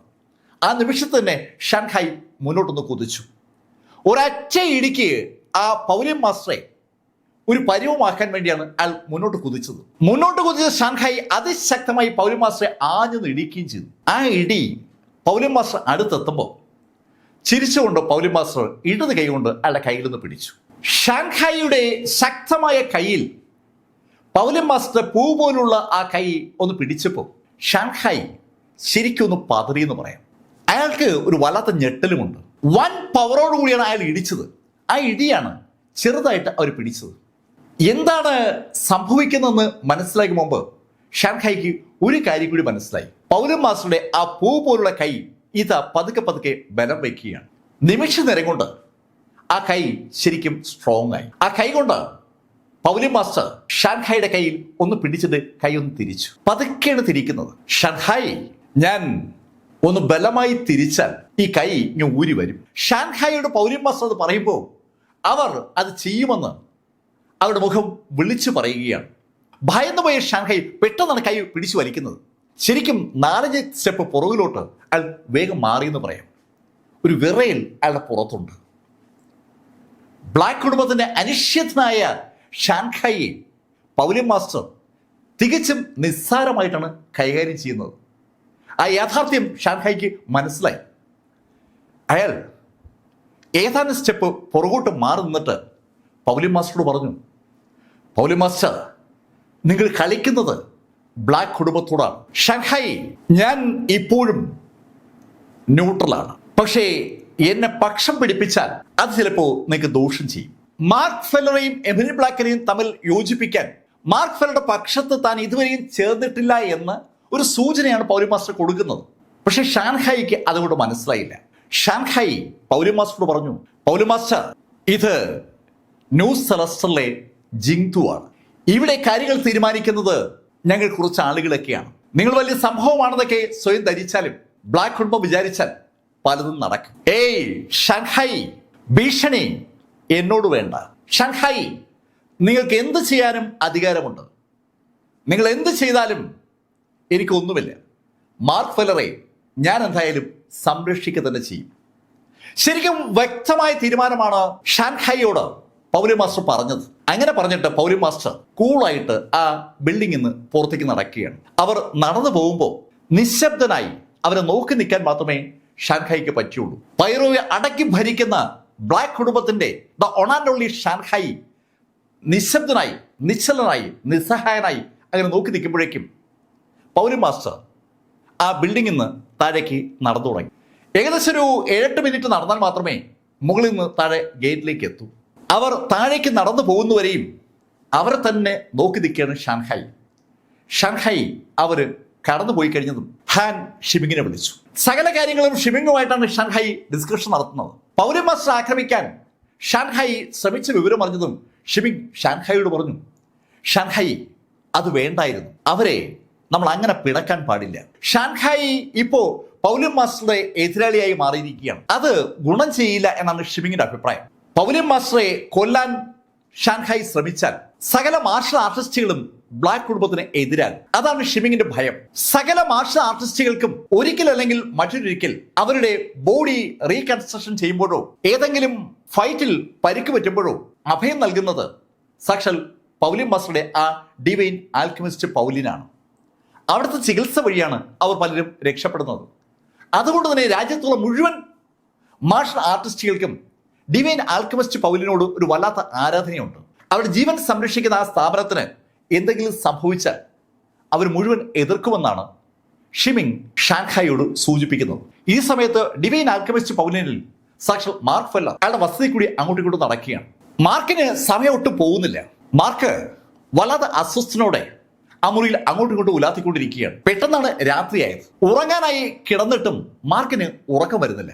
മാർക്ക് കിടക്കുന്ന എണീക്കും, വീടിന് പുറത്തിറങ്ങും, ആ ബിൽഡിങ്ങിന്റെ ഗേറ്റ് വരെ നടക്കും. കുറച്ചു നേരം ഗേറ്റിനടുത്ത് നിൽക്കും, പിന്നെയും മാർക്ക് തിരിച്ചടക്കും. ഫിഫ്ത്ത് എൽഡർ മാർക്കിന്റെ ഈ ചെയ്തികളൊക്കെ അദ്ദേഹത്തിന്റെ ബിൽഡിംഗിൽ ഇരുന്ന് കാണുന്നുണ്ട്. മാർക്കിന്റെ മൈൻഡ് സെറ്റിനെ കുറിച്ച് ഏകദേശ ധാരണയുള്ള ഫിഫ്ത്ത് എൽഡർ ഇടയ്ക്കിടയ്ക്ക് പുറത്തിറങ്ങി വന്ന് മാർക്കിനെ ആശ്വസിപ്പിക്കുന്നുണ്ട്. സമയം അങ്ങനെ പൊയ്ക്കൊണ്ടിരിക്കുകയാണ്. നേരം പരപര വെളുത്തുടങ്ങിയിട്ടും മാർക്ക് ഫെല്ലർ ഉറങ്ങിയിട്ടില്ല. മാർക്ക് വീടും ഗേറ്റുമായിട്ടുള്ള ഈ ഷട്ടിലടി നടത്തിക്കൊണ്ടേയിരിക്കുകയാണ്. അങ്ങനെ ഇരിക്കുമ്പോൾ പതുക്കെ പതുക്കെ എൽഡേഴ്സ് ഒട്ടുമുക്കാൽ ആളുകളും അവിടെയുള്ള ആ സ്ക്വയറിന് മുന്നിലെത്തി. അവർക്ക് പൗലിൻ മാസ്റ്റർ വരുന്ന സമയം ഏതാണ്ട് അറിയാം. അത് കണക്കാക്കിയാണ് ആളുകളൊക്കെ വന്നത്. അവരൊക്കെ അങ്ങനെ കാത്തു നിൽക്കുമ്പോൾ പൗലിൻ മാസ്റ്ററുടെ കാറ് ആ ഗേറ്റ് കടന്നു വന്നു. എയർപോർട്ടിൽ നിന്ന് പൗലിൻ മാസ്റ്ററിനെ കയറ്റിക്കൊണ്ട് കാറ് സ്റ്റാർട്ട് ചെയ്തപ്പോൾ തന്നെ ആ വിവരം അവർ അറിഞ്ഞിരുന്നു. അതുകൊണ്ടാണ് ആ എൽഡേഴ്സ് ഒക്കെ ആ സ്ക്വയറിൽ വന്ന് നിൽക്കുന്നത്. കാറ് ആ ബിൽഡിങ്ങിനകത്ത് എത്തി നിൽക്കുന്നതും മാർക്ക് ഓടി ആ കാറിനടുത്തേക്ക് വന്നു. കാറിൽ നിന്ന് പുറത്തിറങ്ങിയ പൗലിൻ മാസ്റ്റർ എന്തെങ്കിലും ചോദിക്കും മുമ്പേ മാർക്ക് പൗലിൻ മാസ്റ്റർ ചോദിക്കുകയാണ്, പൗലിൻ മാസ്റ്റർ എവനിക്ക് എങ്ങനെയുണ്ട്? മാർക്കിന്റെ ആ മുഖം വല്ലാത്തൊരു ടെൻഷനിലാണ്. മാർക്കിനെ നോക്കിയിട്ട് പൗലിൻ മാസ്റ്റർ മാർക്കിന്റെ കയ്യിലേക്ക് ഒരു ബാങ്ക് കാർഡ് വെച്ചു. മാർക്കിന്റെ ചോദ്യത്തിന് മറുപടി പറയാതെയാണ് അവർ ആ കാർഡ് മാർക്കിന്റെ കയ്യിലേക്ക് വെച്ചത്. ആ കാർഡിലേക്ക് നോക്കിയ മാർക്കിനോടായി പൗലിൻ മാസ്റ്റർ പറഞ്ഞു, എമിലി നിനക്ക് തരാനായി എന്നെ ഏൽപ്പിച്ചതാണ്. പിന്നെ എമിലി എന്നോട് പറഞ്ഞു നീ ഇപ്പോഴൊന്നും അങ്ങോട്ട് ചെല്ലണ്ടെന്ന്. മാർക്കിന്റെ ചോദ്യത്തിനുള്ള മറുപടി അല്ല പൗലിൻ മാസ്റ്റർ പറഞ്ഞതെങ്കിലും അവർ പറഞ്ഞ മറുപടിയിൽ സകലതുമുണ്ട്. എമിലിയുടെ അസുഖമൊക്കെ ഭേദമായി എന്നുള്ള ഒരു സൂചന ആ മറുപടിയിലുണ്ട്. അത് മനസ്സിലാക്കിക്കൊണ്ട് തന്നെ മാർക്ക് പൗലിൻ മാസ്റ്റർ ചോദിച്ചു, പൗലിൻ മാസ്റ്റർ ഇപ്പോ എമിലിക്ക് ഒരു മാനസിക പ്രശ്നം ഉണ്ടായിരുന്നു. അതിൻ്റെതായ ബുദ്ധിമുട്ടാണ് അവളുടെ ബോഡിയിൽ ഉണ്ടായിരുന്നത്. ഒക്കെ മാറി, ഒരാഴ്ച കൊണ്ട് അവള് ശരിയായിക്കോളും. പക്ഷേ നിന്നെ സെപ്റ്റംബർ 9 അവൾ പ്രതീക്ഷിക്കുന്നുണ്ട്. അത് ഒരു സ്റ്റേറ്റ്മെന്റ് ആണ്, ശരിക്കും ഒരു വാർണിംഗ് സ്റ്റേറ്റ്മെന്റ് ആണ് പൗലിൻ മാസ്റ്റർ ആ സമയത്ത് പറഞ്ഞത്. അത്രയും പറഞ്ഞതിന് ശേഷം പൗലിൻ മാസ്റ്റർ അതിവേഗം അവരുടെ വസതിയിലേക്ക് നടന്നു. ആ ബാങ്ക് കാർഡുമായി മാർക്ക് ഫെല്ലർ അയാളുടെ വസതിയിലെത്തുമ്പോൾ മാർക്ക് ഫെല്ലറുടെ മനസ്സിലേക്ക് പല കാര്യങ്ങളും കടന്നു വരികയാണ്. അവൻ വളരെ കൗതുകത്തോടെ ആ ബാങ്ക് കാർഡ് തിരിച്ചു മറിച്ചൊക്കെ നോക്കുകയാണ്. അവന്റെ എമിലി ബ്ലാക്ക് അവന് നൽകിയിരിക്കുന്ന കാർഡാണ്. അതുകൊണ്ട് തന്നെ ആ കാർഡിനോട് അവനൊരു വല്ലാത്ത ഇഷ്ടവുമുണ്ട്. അതിനകത്ത് കുറച്ച് പണമുണ്ട്. പക്ഷേ ആ കാർഡിലേക്ക് നോക്കിക്കൊണ്ടുന്ന മാർക്കിന്റെ മനസ്സിൽ പെട്ടെന്ന് എന്തോ ഒരു ആശയം വിരിഞ്ഞു. ആ ആശയം വിരിഞ്ഞതും മാർക്ക് കാർഡുമായി പുറത്തിറങ്ങി. അയാൾ എത്തിയത് സെബാസ്റ്റ്യൻ ബ്ലാക്ക് താമസിക്കുന്ന ആ ബിൽഡിങ്ങിലാണ്. സെബാസ്റ്റ്യൻ ബ്ലാക്കിന്റെ അടുത്തെത്തിയ മാർക്ക് സെബാസ്റ്റ്യൻ ബ്ലാക്ക് കണ്ടതും അദ്ദേഹത്തോട് പറഞ്ഞു, ഓൾ മാസ്റ്റർ ദാ ഈ കാർഡ് അങ്ങേക്കാണ്. അങ്ങനെ പറഞ്ഞുകൊണ്ട് ആ കാർഡ് മാർക്ക് ഫെല്ലർ സെബാസ്റ്റ്യൻ ബ്ലാക്കിന്റെ കയ്യിലേക്ക് വെച്ചു. ബാങ്ക് കാർഡ് കണ്ട സെബാസ്റ്റ്യൻ ബ്ലാക്ക് മാർക്കിനോട് ചോദിച്ചു, മാർക്ക് എന്താ ഇത്? ഓൾ മാസ്റ്റർ ഇത് എമിലി എനിക്ക് നൽകിയ കാർഡാണ്, ഞാനിത് അങ്ങേക്ക് നൽകിയാണ്. ഹേയ് മാർക്ക്, അത് വേണ്ട, എമിലി നിനക്ക് നൽകിയ കാർഡ് നീ തന്നെ വെച്ചിരുന്നാ മതി. ഓൾ മാസ്റ്റർ അങ്ങനെ അല്ല, ഈ കാർഡിലുള്ള പണം ഉപയോഗിച്ച് അങ്ങ് ബിസിനസ് ചെയ്യണം. മാർക്ക് നീ എന്തായി പറയുന്ന? ഓൾ മാസ്റ്റർ അങ്ങ് ബിസിനസ്സിലെ ജീനിയസ് ആണ്. അങ്ങേ വെറുതെ അല്ലല്ലോ ആളുകൾ എംപറർ എന്ന് വിളിക്കുന്നത്. അങ്ങ് ബിസിനസ് ചെയ്യണം, ബിസിനസ് ചെയ്ത് അങ്ങ് പണം ഉണ്ടാക്കണം. അങ്ങ് അങ്ങനെ ചെയ്യുന്നത് എനിക്ക് വേണ്ടിയാണ്. ശരിക്കും മാർക്കിനെ അസിസ്റ്റ് ചെയ്യുന്ന ജോലിയാണ് ഓൾഡ് മാസ്റ്റർക്കെന്ന് മാർക്ക് തന്നെ പറഞ്ഞപ്പോ ഓൾഡ് മാസ്റ്റർ അറിയാതെ പുഞ്ചിരിച്ചു പോവുകയാണ്. ബ്ലാക്ക് കുടുംബത്തിന്റെ സർവസ്വമായിരുന്ന ദ എംപറർ സെബാസ്റ്റ്യൻ ബ്ലാക്ക് ഇതാ മാർക്ക് ഫെല്ലറെ അസിസ്റ്റ് ചെയ്യേണ്ട ഒരു അവസ്ഥയിലേക്ക് എത്തിയിരിക്കുന്നു. പക്ഷേ ആ ചിന്ത പോലും സെബാസ്റ്റ്യൻ ബ്ലാക്കിന്റെ മുഖത്ത് ഒരു പുഞ്ചിരി ഉണ്ടാക്കുകയാണ്. സെബാസ്റ്റ്യൻ ബ്ലാക്കിന് കാര്യം മനസ്സിലായി. മാർക്ക് പല ശൈലിയിലും ശക്തനാകേണ്ടിയിരിക്കുന്നു. ശരിക്കും മാർഷൽ ആർട്സ് മേഖലയിൽ ശക്തനാകാൻ മാർക്ക് ഒറ്റയ്ക്ക് വിചാരിച്ചാൽ മതി. പക്ഷെ മറ്റ് മേഖലയിലേക്ക് ശക്തി നേടണമെങ്കിൽ വേറെയും ആളുകൾ വേണം. ആ കാര്യം മനസ്സിലായെങ്കിലും സെബാസ്റ്റ്യൻ ബ്ലാക്ക് മാർക്കിനോട് പറഞ്ഞു, മാർക്ക് ഈ അധികാരവും സമ്പത്തും ഒക്കെ ആത്യന്തികമായി ഇടിച്ചു നിൽക്കുന്നത് പ്യൂർ ശക്തിയിലാണ്. നീ പ്യൂർ ശക്തി നേടിയാൽ വേറെ ഒന്നും നിന്നെ ബാധിക്കില്ല. അതിശക്തനായ ഒരു യോദ്ധാവിന് മുന്നിൽ സകലതും വഴിമാറുമെന്ന് സെബാസ്റ്റ്യൻ ബ്ലാക്കിന് നന്നായിട്ട് അറിയാം. സെബാസ്റ്റ്യൻ ബ്ലാക്ക് ആ കാര്യം അയാളുടെ കണ്ണുകൊണ്ട് നേരത്തെ കണ്ടിട്ടുണ്ട്. ആ കാഴ്ച അയാൾക്ക് ഒരുക്കിയത് സാക്ഷാൽ മാർക്ക് ഫെല്ലറുടെ പിതാവ് തന്നെയാണ്. ആ ചിന്ത മനസ്സിൽ വന്നതുകൊണ്ടാണ് സെബാസ്റ്റ്യൻ ബ്ലാക്ക് അങ്ങനെ പറഞ്ഞത്. പക്ഷെ മാർക്ക് പെട്ടെന്ന് സെബാസ്റ്റ്യൻ ബ്ലാക്കിനോട് പറഞ്ഞു, ഓൾഡ് മാസ്റ്റർ എന്നാലും അങ്ങ് ബിസിനസ് ചെയ്യണം. അങ്ങ് ബിസിനസ്സിൽ ശ്രദ്ധ കേന്ദ്രീകരിക്കേണ്ടത് ഈ സമയത്ത് ഒരു ആവശ്യമാണ്. അങ്ങനെ സെബാസ്റ്റ്യൻ ബ്ലാക്കിനോട് പറഞ്ഞിട്ട് മാർക്ക് ഫെല്ലർ അവിടുന്ന് പുറത്തേക്ക് ഇറങ്ങി. അവൻ നേരെ പോയത് പൗലിൻ മാസ്റ്റർ അടുത്തേക്കാണ്. പൗലിൻ മാസ്റ്റർ അടുത്തെത്തിയ മാർക്ക് പൗലിൻ മാസ്റ്ററോട് പറഞ്ഞു, പൗലിൻ മാസ്റ്റർ എനിക്ക് എത്രയും പെട്ടെന്ന് ആ മെറിഡിയൻ സർക്കുലേഷൻ ടെക്നിക്ക് പഠിക്കണം. മാർക്ക് ഞാനിപ്പോൾ മടങ്ങി വന്നതല്ലേ ഉള്ളൂ, ഞാനൊന്ന് ഫ്രഷ് ആവട്ടെ. നമുക്ക് നാളെ ആ മെറിഡിയൻ സർക്കുലേഷൻ ടെക്നിക്ക് പഠിക്കാം. ന്യൂ സെലസ്റ്റിൽ നിന്ന് ദീർഘദൂര ഒരു യാത്ര കഴിഞ്ഞിട്ട് എത്തിയതേ ഉള്ളൂ പൗലിൻ മാസ്റ്റർ. അതുകൊണ്ട് തന്നെ അവർക്ക് റെസ്റ്റ് എടുക്കാനുള്ള സമയം കൊടുക്കണമെന്ന് മാർക്കിന് അറിയുകയും ചെയ്യാം. പക്ഷെ മാർക്ക് വല്ലാത്ത ധൃതിയിലാണ്. മാർക്കിനെ സംബന്ധിച്ചിടത്തോളം ഇപ്പോൾ ഇല്ലാത്തത് സമയമാണ്. അവന്റെ മുന്നിലുള്ളത് വെറും 6 മാസമാണ്. ഈ 6 മാസം കൊണ്ട് ന്യൂ സെലസ്റ്റിലുള്ള ആ ജീനിയസുകൾക്കൊപ്പം അവൻ എത്തിയിരിക്കണം, അല്ലെങ്കിൽ അവര് മറികടന്നിരിക്കണം. അങ്ങനെ അവർക്കൊപ്പം എത്തണമെങ്കിൽ മാർക്ക് ശരിക്കും പണിയെടുക്കേണ്ടി വരും.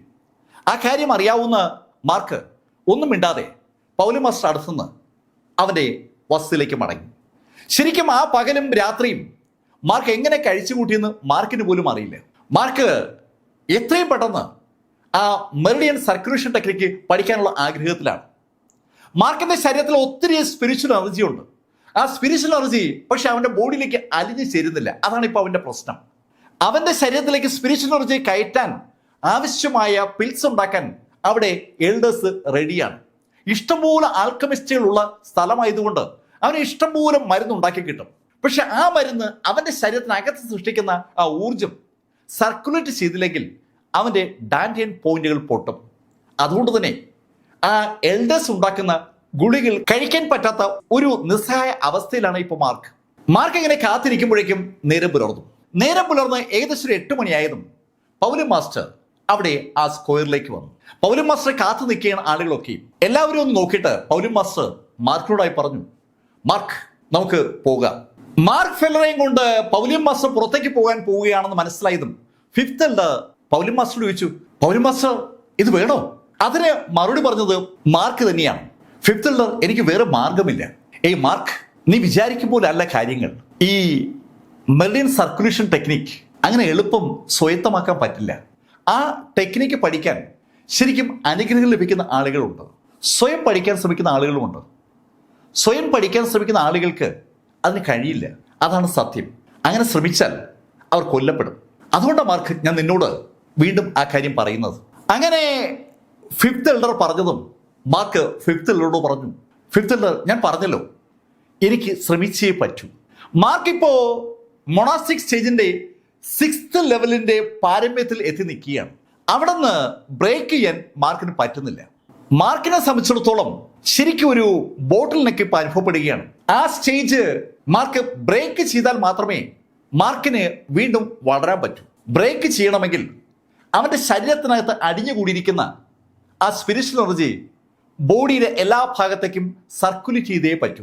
ബോഡിയുടെ എല്ലാ ഭാഗത്തേക്കും ആ എനർജി കൊണ്ടുപോയി കഴിഞ്ഞാൽ സ്വാഭാവികമായിട്ടും അവന് വീണ്ടും വീണ്ടും സ്പിരിച്വൽ എനർജി സ്വീകരിക്കാനും അവന്റെ ശക്തി വർദ്ധിപ്പിക്കാനും പറ്റും.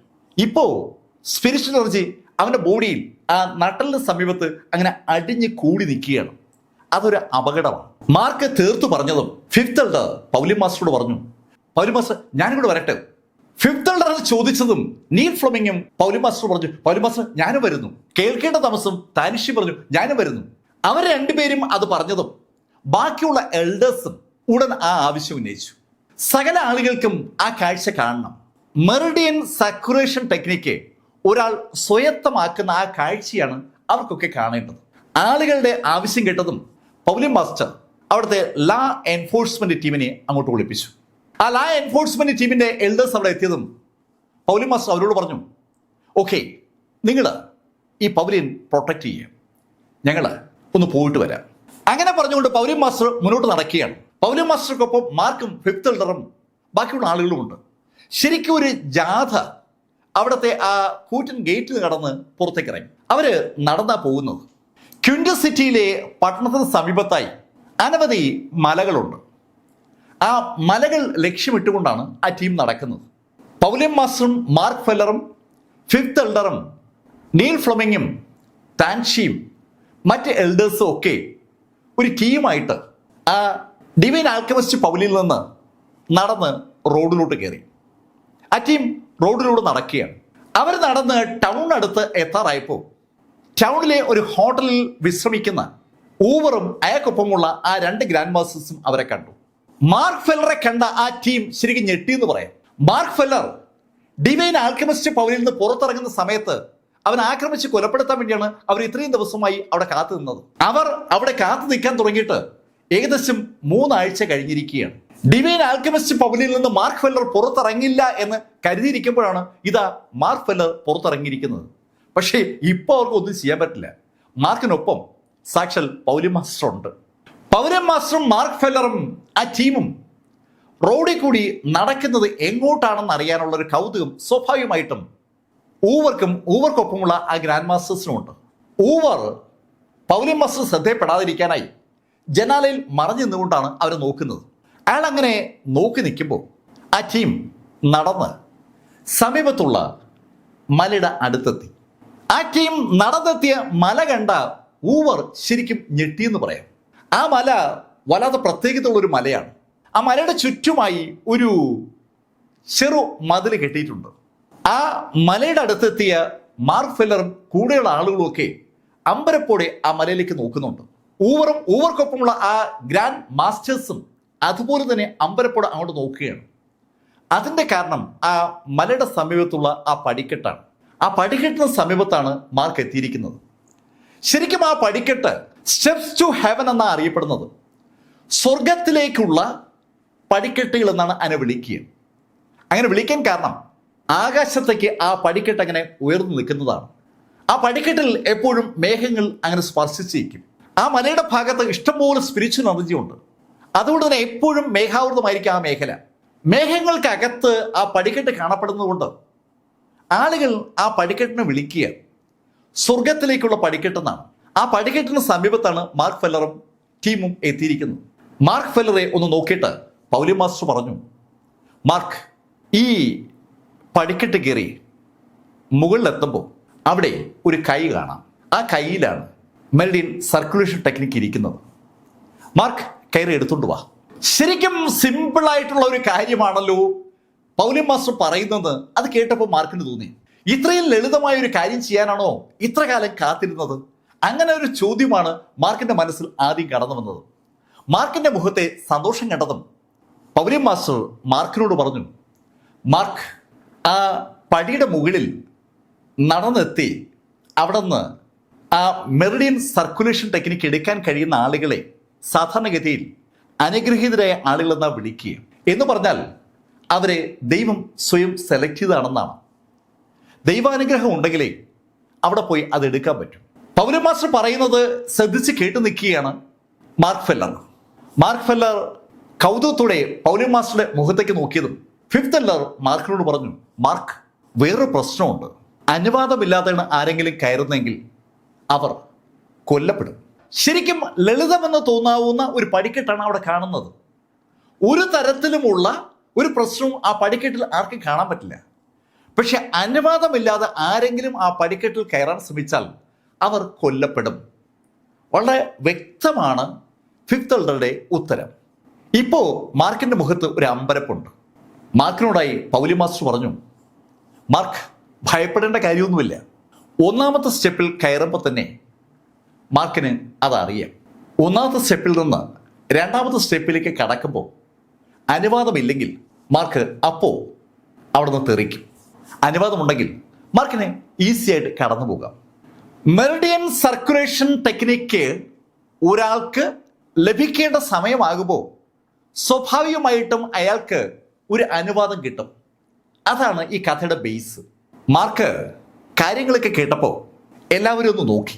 മാർക്കിനൊപ്പമുള്ള നീൽ ഫ്ലെമിങ്ങും ടാൻഷിയും മാർക്കിനോട് പറഞ്ഞു, മാർക്ക്, എന്തെങ്കിലും പ്രശ്നമുണ്ടെങ്കിൽ അപ്പോൾ മതിയാക്കണേ. പക്ഷെ എല്ലാവർക്കും ഒരു കാര്യം അറിയാം, മാർക്കിന് അനുവാദം ഉണ്ടോ ഇല്ലയോ എന്നുള്ളത് മാർക്ക് രണ്ടാമത്തെ സ്റ്റെപ്പിലേക്ക് കാലെടുത്ത് വെക്കുമ്പോൾ തന്നെ അവർക്ക് മനസ്സിലാകും. മാർക്ക് എല്ലാവരും നോക്കിയിട്ട് പൗലിൻ മാസ്റ്ററുടെ അനുഗ്രഹത്തോടു കൂടി ഒന്നാമത്തെ സ്റ്റെപ്പിലേക്ക് കയറി. ഒന്നാമത്തെ സ്റ്റെപ്പിലേക്ക് കയറിയ മാർക്കിന് ശരിക്കും ഒരു പ്രഷർ ഫീൽ ചെയ്യുന്നുണ്ട്. വെറും പടിക്കെട്ടെന്ന് തോന്നുന്ന ആ പടിക്കെട്ടിലേക്ക് മാർക്ക് കാലെടുത്ത് വെച്ചപ്പോൾ തന്നെ ആരൊക്കെയോ മാർക്കിന്റെ പുറത്ത് ഒരു പ്രഷർ ചെലുത്തുന്ന ഒരു ഫീലാണ് മാർക്ക് അനുഭവപ്പെടുന്നത്. ശരിക്കും മുകളിൽ നിന്ന് താഴേക്ക് ആരോ പ്രസ് ചെയ്യുകയാണ്. മാർക്കിനോടായി പൗലിൻ മാസ്റ്റർ ചോദിച്ചു, Mark, are you okay? Pauline Master, കുഴപ്പമൊന്നുമില്ല. അങ്ങനെ പറഞ്ഞിട്ട് മാർക്ക് രണ്ടാമത്തെ സ്റ്റെപ്പിലേക്ക് കാലെടുത്ത് വെച്ചു. മാർക്ക് രണ്ടാമത്തെ സ്റ്റെപ്പിലേക്ക് കാലെടുത്ത് വെച്ചതും ശരിക്കും മാർക്കൊന്ന് വിറച്ചു പോവുകയാണ്. ആ രണ്ടാമത്തെ സ്റ്റെപ്പിൽ മാർക്ക് കയറിയ ആ നിമിഷത്തിൽ മാർക്കിന്റെ ബോഡി ഒന്ന് വിറച്ചു. കാൽപാദം മുതൽ തലമുടി വരെ വിറച്ചു എന്ന് പറയാം. വിറയ്ക്കുക മാത്രമല്ല, ശക്തമായി മാർക്ക് ആ പടിയുടെ ഇരുഭാഗത്തും അതിവേഗതയിൽ വന്ന് ഇടിക്കുകയും ചെയ്തു. ആരോ മാർക്കിനെ പിടിച്ച് കുലുക്കുന്നത് പോലെയാണ് മാർക്കിന് തോന്നിയത്. കുലുക്കുന്നു എന്ന് പറഞ്ഞാൽ അത് ചെറിയ ഒരു വാക്കായി പോകും. യഥാർത്ഥത്തിൽ മാർക്കിനെ എടുത്ത് രണ്ട് വശത്തേക്ക് മാറി തിരിഞ്ഞു ഇടിക്കും പോലെയാണ് മാർക്കിന് ഫീൽ ചെയ്തത്. മാർക്കിനെ ആ സ്റ്റെപ്പിന്റെ രണ്ട് ഭാഗത്തേക്ക് എടുത്തിങ്ങനെ ഇടിക്കുമ്പോൾ മാർക്കിന്റെ ദേഹത്തുനിന്ന് ചോര തെറിക്കുന്നുണ്ട്. ശരിക്കും ഭയപ്പെട്ടു പോകുന്ന ഒരു നിമിഷം. ആ കാഴ്ച കണ്ട നീൽ ഫ്ലെമിംഗ് ഉറക്കെ വിളിക്കുകയാണ്, മാർക്ക് താഴെ. അതേ ശൈലിയിൽ അവിടെ കൂടിയിരിക്കുന്ന ആളുകളൊക്കെ വിളിച്ചു പറയുന്നുണ്ട്. ഈ കാഴ്ച ഹോട്ടൽ മുറിയിൽ നിന്ന് ലൈവായി കാണുന്ന ഊവറെ ശരിക്കും ഒന്ന് ചിരിപ്പിച്ചു. ഊവർ അടുത്ത് നിൽക്കുന്ന ആ ഗ്രാൻഡ് മാസ്റ്റേഴ്സിനോട് പറഞ്ഞു, എന്തായാലും നമ്മുടെ പണി എളുപ്പമാകും, ഇവൻ ഇന്ന് തീരും. അവന് മെറിഡിയൻ സർക്കുലേഷൻ ടെക്നിക്ക് വേണമെന്നാണ് തോന്നുന്നത്. എന്തായാലും അവന്റെ കാര്യത്തിൽ ഒരു തീരുമാനമായി. ആ പടിക്കെട്ടിനകത്തേക്ക് തലങ്ങും വിലങ്ങും ആയി ഇടിക്കുകയൊക്കെ ചെയ്യുന്ന മാർക്ക് അല്പനേരം കഴിഞ്ഞപ്പോൾ ആ പടിക്കെട്ടിൽ ഒന്ന് ആഞ്ഞു പിടിച്ചു. മാർക്ക് ആ പടിക്കെട്ട് പിടിച്ചു നിൽക്കുകയാണ്. മാർക്കിന്റെ ദേഹത്ത് മുറിയാൻ ഇനി സ്ഥലമില്ല എന്ന് പറയുന്ന പോലെ സകല സ്ഥലത്തു നിന്നും ചോര ഒലിക്കുന്നുണ്ട്. ശരിക്കും ദയനീയമായ ഒരു കാഴ്ചയാണ് നമ്മൾ കാണുന്നത്. പക്ഷേ സകലരെ അമ്പരപ്പിച്ചുകൊണ്ട് മാർക്ക് രണ്ടാമത്തെ സ്റ്റെപ്പിൽ നിന്ന് മൂന്നാമത്തെ സ്റ്റെപ്പിലേക്ക് കാലെടുത്ത് വെച്ചു. പൗലിയൻ മാസ്റ്റർ വല്ലാത്തൊരു കൗതുകത്തോടു കൂടിയാണ് ഇപ്പോ മാർക്കിനെ കാണുന്നത്. മാർക്ക് ആ മൂന്നാമത്തെ സ്റ്റെപ്പിലേക്ക് കയറുമെന്ന് അവർ കരുതിയിരുന്നില്ല എന്ന് തോന്നുന്നു. അവരുടെ മുഖത്ത് ആ കൗതുകം അങ്ങനെ നിൽക്കുമ്പോൾ മൂന്നാമത്തെ സ്റ്റെപ്പിലേക്ക് കയറിയ മാർക്ക് ശരിക്കും ഒരു വല്ലാത്ത പ്ലേസിൽ പെട്ടതുപോലെയായി. നേരത്തെ ഇടതുവശത്തേക്കും വലതുവശത്തേക്കുമാണ് മാർക്കിനെ എടുത്തടിച്ചിരുന്നെങ്കിൽ ഇപ്പൊ മാർക്ക് മുകളിലേക്കും താഴേക്കും ഒക്കെ എടുത്തടിക്കപ്പെടുകയാണ്. ആ ചുരുങ്ങിയ സ്പേസിനുള്ളിൽ മാർക്കിനെ എടുത്തിട്ട് ആരോ ഇടിക്കും പോലെയാണ് മാർക്കിന് ഫീൽ ചെയ്യുന്നത്. മാർക്കിന്റെ ദേഹത്ത് നിന്ന് ചോര തെറിച്ചുകൊണ്ടേയിരിക്കുകയാണ്. പക്ഷെ മാർക്ക് രണ്ട് കൈകൊണ്ടും ആ പടിയിൽ പിടിച്ചിരിക്കുകയാണ്. ഒരു കാരണവശാലും ആ പിടി വിടില്ല എന്ന് മാർക്ക് ഏതാണ്ട് തീരുമാനിച്ചുറപ്പിച്ചിരിക്കുകയാണ്. കുറെ നേരം കഴിഞ്ഞതും മാർക്കിന്റെ അനക്കങ്ങ് നിന്നു. മാർക്ക് ഏതാണ്ട് നിശ്ചലനായി ആ പടി കിടക്കുകയാണ്. ഈ കാഴ്ച ഊവറും കാണുന്നുണ്ട്. ഇവന് വല്ല കാര്യമുണ്ടോ? മരിക്കാനാണെങ്കിൽ നമ്മുടെ അടുത്തേക്ക് വന്നാൽ പോരെ. ഊവർ ശരിക്കും കാൽക്കുലേറ്റ് ചെയ്താണ് അങ്ങനെ പറയുന്നത്. അവരുടെ അടുത്തേക്ക് മാർക്ക് ചെന്നാൽ മാർക്കിന്റെ തലയും വെട്ടിയെടുത്തുകൊണ്ട് അവരെപ്പോഴേ പോയിനെ. ഈ ഒരു ബുദ്ധിമുട്ടൊന്നും മാർക്കിന് അനുഭവപ്പെടില്ലായിരുന്നു. ഊവർ പറഞ്ഞത് അയാളുടെ കൂടെയുള്ള ഗ്രാൻഡ് മാസ്റ്റേഴ്സും സമ്മതിക്കുകയാണ്. അതെ, അവൻ കാണിക്കുന്ന മണ്ടത്തരമാണ്. അങ്ങനെ ആ ഗ്രാൻഡ് മാസ്റ്റേഴ്സ് പറയുമ്പോൾ ഊവർ ആ ഗ്രാൻഡ് മാസ്റ്റേഴ്സിനോട് പറഞ്ഞു, അവൻ്റെ തലയ്ക്ക് കുഴപ്പമൊന്നും പറ്റാതിരുന്നാൽ മതിയായിരുന്നു. അവൻ്റെ തലയാണെന്ന് പറഞ്ഞുകൊണ്ട് നമ്മൾ കൊണ്ടു കൊടുക്കുമ്പോൾ അല്ലെങ്കിൽ ഷാൻഹായി നമ്മളെ വഴക്കുറയും. ഷാൻഹായിക്ക് മാർക്കിന്റെ തല കേടുകൂടാതെ കൊണ്ടു കൊടുക്കണമല്ലോ. ഇപ്പൊ അതാണ് ഊവറിന്റെ ടെൻഷൻ. ഊവറും ഗ്രാൻഡ് മാസ്റ്റേഴ്സും ടെൻഷനോട് കൂടി ആ പടിയിലേക്ക് അങ്ങനെ നോക്കി നിൽക്കുമ്പോൾ മാർക്ക് ഫെല്ലർ മൂന്നാമത്തെ പടിയിൽ നിന്ന് നാലാമത്തിലേക്ക് കടന്നു. നാലാമത്തിലേക്ക് മാർക്ക് കടക്കുമ്പോൾ താഴെ നിൽക്കുന്ന ഫിഫ്ത്ത് എൽഡർ അടുത്ത് നിൽക്കുന്ന ആളുകളോട് പറഞ്ഞു, ഇവിടുത്തെ റെക്കോർഡ് 13 ആണ്. ആ 13 റെക്കോർഡ് ഇട്ടത് സാക്ഷൽ ജിയാങ് ഹി ആണ്. ലാരി ഹോംസിനൊപ്പം രാജ്യത്തിലെ നമ്പർ 1 വിളിക്കപ്പെടുന്ന ജിയാങ് ഹി വർഷങ്ങൾക്ക് മുമ്പ് ആ 13 സ്റ്റെപ്പ് വരെ കയറിയിട്ടുണ്ട്. അനുവാദമില്ലാതെ ഒരാൾ കയറിയതിൻ്റെ പരമാവധിയാണ് ആ 13. അനുവാദത്തോടെ കയറിയ ആളുകൾ വേറെയുണ്ട്. അതൊക്കെ പക്ഷേ കാലങ്ങൾക്ക് മുമ്പെയാണ്. ആരുടെയും അറിവിൽ ഈ അടുത്ത കാലത്തൊന്നും ഒരാളും ആ സ്റ്റെപ്പുകൾ കയറിയ ചിത്രമേയില്ല. ഈ കഥ അതുപോലെ തന്നെ ഊവറും അയാളുടെ ഗ്രാൻഡ് മാസ്റ്റേഴ്സിനോട് പറയുന്നുണ്ട്. ജിയാങ് ഹിയാണ് അവസാനമായി ഈ പടിക്കെട്ട് കയറാൻ ശ്രമിച്ച ആള്. അയാളന്ന് 13 വരെ എത്തിയിരുന്നു. അങ്ങനെ ജിയാങ് ഹിയെ കുറിച്ച് ഊവറും ഫിഫ്ത്ത് എൽഡറൊക്കെ സംസാരിക്കുമ്പോൾ ബാക്കിയുള്ള എൽഡേഴ്സും താനിഷിയൊക്കെ ശരിക്കും ഉറക്കെ മാർക്കിനോട് പറയുന്നുണ്ട്. അവർ കരഞ്ഞുകൊണ്ടാണ് പറയുന്നത് മാർക്കിനോട് താഴെ ഇറങ്ങാൻ. അങ്ങനെ പറയാനുള്ള കാരണം മാർക്ക് അവിടെ അനുഭവിക്കുന്ന ആ ബുദ്ധിമുട്ടാണ്. മാർക്കിന്റെ നെറ്റി മുറിഞ്ഞിട്ടുണ്ട്, കവിള് മുറിഞ്ഞിട്ടുണ്ട്, വാ മുറിഞ്ഞിട്ടുണ്ട്, കൈയും കാലും ഒക്കെ മുറിഞ്ഞിട്ടുണ്ട്. ശരിക്കും ചോരയിൽ കുളിച്ചു നിൽക്കുകയാണ് മാർക്ക് ഫെല്ലർ.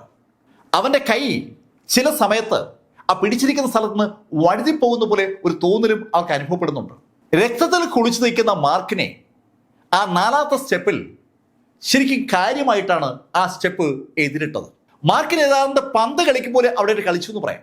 മാർക്കിന്റെ ബോഡിയിൽ എവിടെ നിന്നൊക്കെയോ ഇടി കിട്ടുന്നുണ്ട്. മാർക്ക് ആ സ്റ്റെപ്പിന്റെ അകത്തേക്ക് ഇടിക്കുകയും വീഴുകയും പുറത്തേക്ക് തെറിക്കുകയൊക്കെ ചെയ്യുന്നുണ്ട്. അവസാനം മാർക്ക് നാലാമത്തെ സ്റ്റെപ്പ് ഒന്ന് ശാന്തമായതും അഞ്ചാമത്തെ സ്റ്റെപ്പിലേക്ക് കടന്നു. അഞ്ചാമത്തെ സ്റ്റെപ്പിലേക്ക് മാർക്ക് കടന്ന ആ നിമിഷത്തിൽ മാർക്ക് എടുത്തു വെച്ച കാല് ഒരു ശബ്ദത്തോടു കൂടി പൊട്ടുന്ന ശബ്ദമാണ് ആളുകൾ താഴെ കേട്ടത്. മാർക്കിന്റെ വലത് കാലാണ് മാർക്ക് എടുത്ത് മുകളിലേക്ക് വെച്ചത്. ആ കാലിന്റെ കാഫ് മസിൽ ഒന്ന് പൊട്ടി ശബ്ദം താഴെ കേൾക്കാം. ശരിക്കും വേദന കൊണ്ട് മാർക്ക് പൊളഞ്ഞു എന്ന് പറയാം. പക്ഷെ അടുത്ത നിമിഷത്തിൽ മാർക്ക് ഇടത് കാലും എടുത്ത് മുകളിലേക്ക് വെച്ചു. അതേ നിമിഷത്തിൽ മാർക്ക് ആ സ്റ്റെപ്പിൽ പിടിക്കുകയും ചെയ്തു. മാർക്ക് ആ പിടിക്കുന്നതിനിടയിൽ മാർക്കിനെ എടുത്ത് വലിക്കുന്നത് പോലെ ആൾക്കാർക്ക് തോന്നുകയും ചെയ്തു. മാർക്ക് ഇടത് വശത്ത് നിന്ന് വലതുവശത്തേക്ക് അതിവേഗത്തിൽ നീങ്ങി വന്ന് ഇടിക്കുന്നുണ്ട്. ആ ഇടിക്കൊപ്പം ചോര മുകളിൽ നിന്ന് താഴേക്ക് വീഴുന്നുണ്ട്. താഴെ നിൽക്കുന്ന ആളുകളുടെ പുറത്തേക്ക് മാർക്ക് ഫെൽഡർ ചോര വീഴുകയാണ്. ശരിക്കും നമ്മുടെ കണ്ണ് ഈറിനണിയിപ്പിക്കുന്ന ഒരു കാഴ്ചയാണ് അവിടെ കാണുന്നത്. ആ 5th സ്റ്റെപ്പ് ഒരു വല്ലാത്ത മരണക്കെടി തന്നെയാണെന്ന് പറയാം. മാർക്ക് അവിടുന്ന് താഴേക്ക് വീഴുമെന്ന് 100% ഉറപ്പാണ്. മാർക്ക് ആടി ഉലയുന്നുണ്ട്. മാർക്കിനെ ആ സ്റ്റെപ്പിൽ നിന്ന് ദൂരേക്ക് തെറിപ്പിച്ച് കളയാനായി ആ സ്റ്റെപ്പ് അതിന്റെ കഴിവിന്റെ പരമാവധി ശ്രമിക്കുകയാണ്. മാർക്കിനെ എടുത്തെറിയുന്ന ആ സ്റ്റെപ്പ് മാർക്കിനെ അവിടെ നിന്ന് തള്ളിയിടാൻ ഒരു വല്ലാത്ത വേറും വാശിയും കാണിക്കുകയാണെന്ന് ഒറ്റ നോട്ടത്തിൽ വ്യക്തമാണ്. പക്ഷെ മാർക്ക് ആ സ്റ്റെപ്പിൽ ഇങ്ങനെ കെട്ടിപ്പിടിച്ചിരിക്കുകയാണ്. ഒരു കാരണവശാലും പിടിവിടില്ല എന്ന് മാർക്ക് ഏതാണ്ട് തീരുമാനിച്ചുറപ്പിച്ചിട്ടുണ്ട്. മാർക്കിന്റെ ആ അവസ്ഥ കണ്ട ഊവർ പതുക്കെ മുറിന്ന് പുറത്തിറങ്ങി. അയാളിപ്പോ ബാൽക്കണി നിൽക്കുകയാണ്. അയാളുടെ മുഖത്തും ഒരു വല്ലാത്ത ഭാവമുണ്ട്. അയാൾ അടുത്ത് നിൽക്കുന്ന ആളുകളോട് പറഞ്ഞു, ഇവൻ ശക്തനാണല്ലോ, ഇവന്റെ ആ ഡിറ്റർമിനേഷൻ സമ്മതിക്കാതെ നിർവാഹമില്ല. അതേ അഭിപ്രായം ഈ കാഴ്ച കണ്ടുകൊണ്ട് നിൽക്കുന്ന താഴെയുള്ള ആളുകൾക്കുമുണ്ട്. എന്ത് സംഭവിച്ചാലും ആ പിടിയിൽ നിന്ന് പിടിവിടില്ല എന്ന് മാർക്ക് തീരുമാനിച്ച് ഉറപ്പിച്ചിരിക്കുകയാണ്.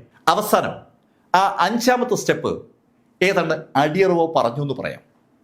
മാർക്ക് ആ സ്റ്റെപ്പ് ഒന്ന് ശാന്തമായതും 6ാമത്തെ സ്റ്റെപ്പിലേക്ക് കടന്നു. 6ാമത്തെ സ്റ്റെപ്പിലേക്ക് മാർക്ക് കൈ വെച്ചതും മാർക്കിന്റെ ആ കൈ വിരലുകൾ ശരിക്കും ഒരു ശബ്ദത്തോടെ ഒടിയുന്ന ശബ്ദം താഴെ കേൾക്കാം.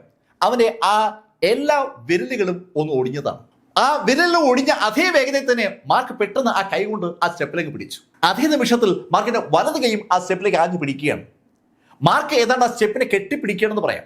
ആ സ്റ്റെപ്പിനെ കെട്ടിപ്പിടിച്ച മാർക്കിനെ ആ സ്റ്റെപ്പ് ഒന്ന് കുലുക്കുന്നുണ്ട്. അവിടുന്ന് എടുത്തെറിയുക എന്നുള്ളതാണ് സ്റ്റെപ്പിന്റെ ലക്ഷ്യം. 6ാമത്തെ സ്റ്റെപ്പ് മാർക്കിനെ ശരിക്കും ഒന്ന് കുടയുകയാണ്. മാർക്കിന് ഇനി മുകളിലോട്ട് പോകാൻ തങ്ങൾ അനുവദിക്കില്ല എന്ന് തീരുമാനിച്ചുറപ്പിച്ചതുപോലെയാണ് സ്റ്റെപ്പിന്റെ പെരുമാറ്റം. ആ സ്റ്റെപ്പ് മാർക്കിനെ എടുത്ത് കുടയുന്നുണ്ട്, എടുത്ത് എറിയുന്നുണ്ട്. മാർക്കിന്റെ കൈ ഒരു വശത്ത് നിന്ന് മറുഭാഗത്തേക്ക് നിരങ്ങി പോകുന്നുണ്ട്. പക്ഷേ ആ പിടി മാർക്ക് വിടുന്നില്ല. ആ 6ാമത്തെ സ്റ്റെപ്പിൽ മാർക്കിനെ പിടിച്ചിരിക്കുകയാണ്. ശരിക്കും ആ സ്റ്റെപ്പ് ഒരു കുലുക്കത്തോടു കൂടി മാർക്കിനെ എടുത്ത് മറിക്കാനൊക്കെ ശ്രമിക്കുമ്പോൾ മാർക്ക് ആ സ്റ്റെപ്പിനോട് പറഞ്ഞു, ഞാൻ തോക്കില്ല, ഞാൻ തോക്കില്ല, ഞാൻ തോക്കില്ല. മാർക്ക് സ്വയം പറഞ്ഞ് ബോധ്യപ്പെടാൻ ശ്രമിക്കുകയാണ്. ഈ കാഴ്ച കാണുന്ന 5th എൽഡർ മാർക്കിനോട് പറഞ്ഞു, മാർക്ക് പറ്റില്ലെങ്കിൽ ഇറങ്ങിക്കോളൂ മാർക്ക്. ഇത് പലതവണയെ ആവർത്തിക്കുകയാണ് നീൽ ഫ്ലെമിങ്ങും യാനിഷിയും. അവർക്ക് ആ കാഴ്ച കൊണ്ട് സഹിക്കാൻ പറ്റുന്നില്ല. മാർക്കിന്റെ പുറത്തുനിന്ന് തെറിക്കുന്ന ചോര അവരുടെയൊക്കെ ബോഡിയിൽ വീണുകൊണ്ടിരിക്കുകയാണ്. പക്ഷേ നിൽക്കുന്ന സ്ഥലത്തുനിന്ന് ഒരാൾ പോലും അനങ്ങുന്നില്ല. മുഴുവൻ ആളുകളും മുകളിലേക്ക് തന്നെ അങ്ങനെ നോക്കി നിൽക്കുകയാണ്. മാർക്ക് 5th സ്റ്റെപ്പ് ഒന്ന് നിശ്ചലമായതും 6ാമത്തെ സ്റ്റെപ്പിലേക്ക് കടന്നു. ഇപ്പൊ മാർക്കിന് ഏകദേശം ഒരു ധാരണയുണ്ട് എന്താണ് സംഭവിക്കാൻ പോകുന്നത്. അതുകൊണ്ട് തന്നെ മാർക്ക് ലേശം വേഗത്തിലാണ് കാര്യങ്ങൾ ചെയ്യുക. 5th സ്റ്റെപ്പ് ഒന്ന് നിന്നതും ലൈറ്റനിങ് വേഗതയിൽ മാർക്ക് 6ാം സ്റ്റെപ്പിലേക്ക് ഒരു ഒറ്റപ്പെടുത്തും. പക്ഷെ ആ നിമിഷത്തിൽ മാർക്കിന്റെ വലത് കൈവിരലുകൾ ഒടിയുന്ന ശബ്ദം അവിടെ കേൾക്കാം. കിണിങ് കിണിങ് എന്ന ആ ശബ്ദം ഇങ്ങനെ കേൾക്കുമ്പോൾ ശരിക്കും വേദന കൊണ്ട് മാർക്ക് പുളയുന്നത് താഴെ നിൽക്കുന്ന ആൾക്കാർക്ക് കാണാം. മാർക്കിന്റെ വിരലുകൾ ആരോ പിടിച്ച് ഓടിച്ചിരിക്കുകയാണ്. പക്ഷേ മാർക്ക് പിടിവിട്ടില്ല. പിടിവിടാത്ത മാർക്കിനെ അവിടെ നിന്ന് തള്ളിക്കളയാനായി 6th സ്റ്റെപ്പ് ഒരു കളി തന്നെ കളിക്കുകയാണ്. മാർക്ക് ആ സ്റ്റെപ്പിന്റെ മുകളിൽ കൂടി മറിയും തിരികെയൊക്കെ ചെയ്യുന്നുണ്ട്. പക്ഷെ എങ്ങനെ ശ്രമിച്ചിട്ടും മാർക്ക് ആ പിടിവിടുന്നില്ല. ആ സ്റ്റെപ്പിനെ ആരോ നിയന്ത്രിക്കും പോലെയാണ് ആ സ്റ്റെപ്പിന്റെ പ്രകടനം. മാർക്കിനെ ആ സ്റ്റെപ്പിൽ നിന്ന് എടുത്തെറിയാൻ ശ്രമിക്കുന്ന ആ സ്റ്റെപ്പ് മാർക്കിനെ 7ാമത്തെ സ്റ്റെപ്പിലും അതുപോലെ സൈഡിലൊക്കെ കൊണ്ടുവന്ന് ഇടിക്കുന്നുണ്ട്. മാർക്കിന്റെ മുതുക് ഇടിച്ച് കീറി രക്തം വാർന്നൊലിക്കുന്നുണ്ട്. ഏതാണ്ട് നമ്മൾ അലക്കുകല്ല് തുണിയിട്ട് അടിക്കും പോലെ മാർക്കിനെ അവിടെ അടിക്കുന്നു എന്ന് പറയാം. മാർക്ക് പക്ഷെ വിട്ടില്ല. കുറെ നേരത്തെ പരിശ്രമങ്ങൾക്ക് ഒടുവിൽ 6th സ്റ്റെപ്പ് ഏതാണ്ട് ഒന്നു നിശ്ചലമായി. പക്ഷേ ഇപ്രാവശ്യം മാർക്കിന് ഒരു അനക്കവുമില്ല. മാർക്ക് മരിച്ചു. ആ ഒരു ചോദ്യം സ്വാഭാവികമായിട്ടും താഴെ നിൽക്കുന്ന ആളുകളുടെ മനസ്സിലുണ്ട്. പക്ഷെ ആ ചോദ്യം ഉറക്കെ ചോദിക്കാൻ ആർക്കും മനസ്സില്ല. അവരൊക്കെ ആ 6th സ്റ്റെപ്പിലേക്ക് തന്നെ അങ്ങനെ നോക്കി നിൽക്കുമ്പോൾ മാർക്ക് ഫെല്ലർ പതുക്കെ വീണ്ടും എണീക്കുകയാണ്. ശ്വാസം ഉള്ളിലേക്ക് എടുത്ത മാർക്ക് ഫെല്ലർ ഏതാനും നിമിഷ നേരം ആ 6ാമത്തെ സ്റ്റെപ്പിൽ നിശ്ചലനായി അങ്ങനെ തന്നെ നിൽക്കുകയാണ്. ഒരക്ഷരം പോലും മിണ്ടാതെ ഊവറും അയാൾക്കൊപ്പമുള്ള ഗ്രാൻഡ് മാസ്റ്റേഴ്സും ആ സ്റ്റെപ്പിലേക്ക് തന്നെ നോക്കി നിൽക്കുന്നുണ്ട്. താഴെ നിൽക്കുന്ന ആളുകളൊക്കെ നിശബ്ദരാണ്. അവരാരും ശ്വസിക്കുന്നില്ല എന്ന് പറഞ്ഞാൽ അതും ശരിയാണ്. അത്ര നിശബ്ദത അവിടെയുണ്ട്. മാർക്ക് ഫെല്ലർക്ക് ഒരു കാരണവശാലും ശ്രദ്ധ പോകരുതെന്ന് അവർക്ക് നിർബന്ധമുണ്ടെന്ന് അർത്ഥം. തങ്ങൾ ശ്വസിക്കുന്ന വഴി മാർക്ക് ഫെല്ലറുടെ ശ്രദ്ധ നഷ്ടമായി പോയാൽ അത് ശരിയാകില്ല എന്നൊരു വിശ്വാസം താഴെയുള്ള ആളുകൾക്കുണ്ടെന്ന് അവരുടെ ആ ശ്വാസം പിടിച്ചുള്ള നിപ്പ് നമ്മളോട് വിളിച്ചു പറയുകയാണ്. 6th സ്റ്റെപ്പിൽ നിന്ന് മാർക്ക് ഒരൊറ്റ ജമ്പ്. ആ ജമ്പ് നടത്തിയതും മാർക്ക് 7ാമത്തെ സ്റ്റെപ്പ് പിടിച്ചതും ഒരേ നിമിഷത്തിലാണ്. ശരിക്കും മാർക്ക് എത്തിയങ്ങ് പിടിക്കാരെന്ന് പറയാം. യഥാർത്ഥത്തിൽ കാലെടുത്ത് വെക്കാനുള്ള ദൂരമേ ഉള്ളെങ്കിലും മാർക്ക് വീഴാതിരിക്കാൻ വേണ്ടി ഒരു ശ്രമം നടത്തിയതാണ്. പക്ഷെ ആ സ്റ്റെപ്പിൽ മാർക്ക് തൊട്ടപ്പോൾ തന്നെ മാർക്കിന്റെ ഇടത് കാല് ഒന്ന് പൊട്ടി. മാർക്കിന്റെ ഇടത് കാൽ ഒടിയുന്ന ശബ്ദം താഴെ കേൾക്കാം. മാർക്കിന്റെ ഓരോ അവയവങ്ങളായിട്ട് ഓരോ സ്റ്റെപ്പുകളും ഒടിച്ചുകൊണ്ടിരിക്കുകയാണ്. വളരെ ഇന്റലിജന്റ് ആയിട്ടുള്ള ബുദ്ധിയുള്ള സ്റ്റെപ്പുകളാണ് അവിടെ ഉള്ളതെന്ന് ആ കാഴ്ച വിളിച്ചു പറയുന്നുണ്ട്.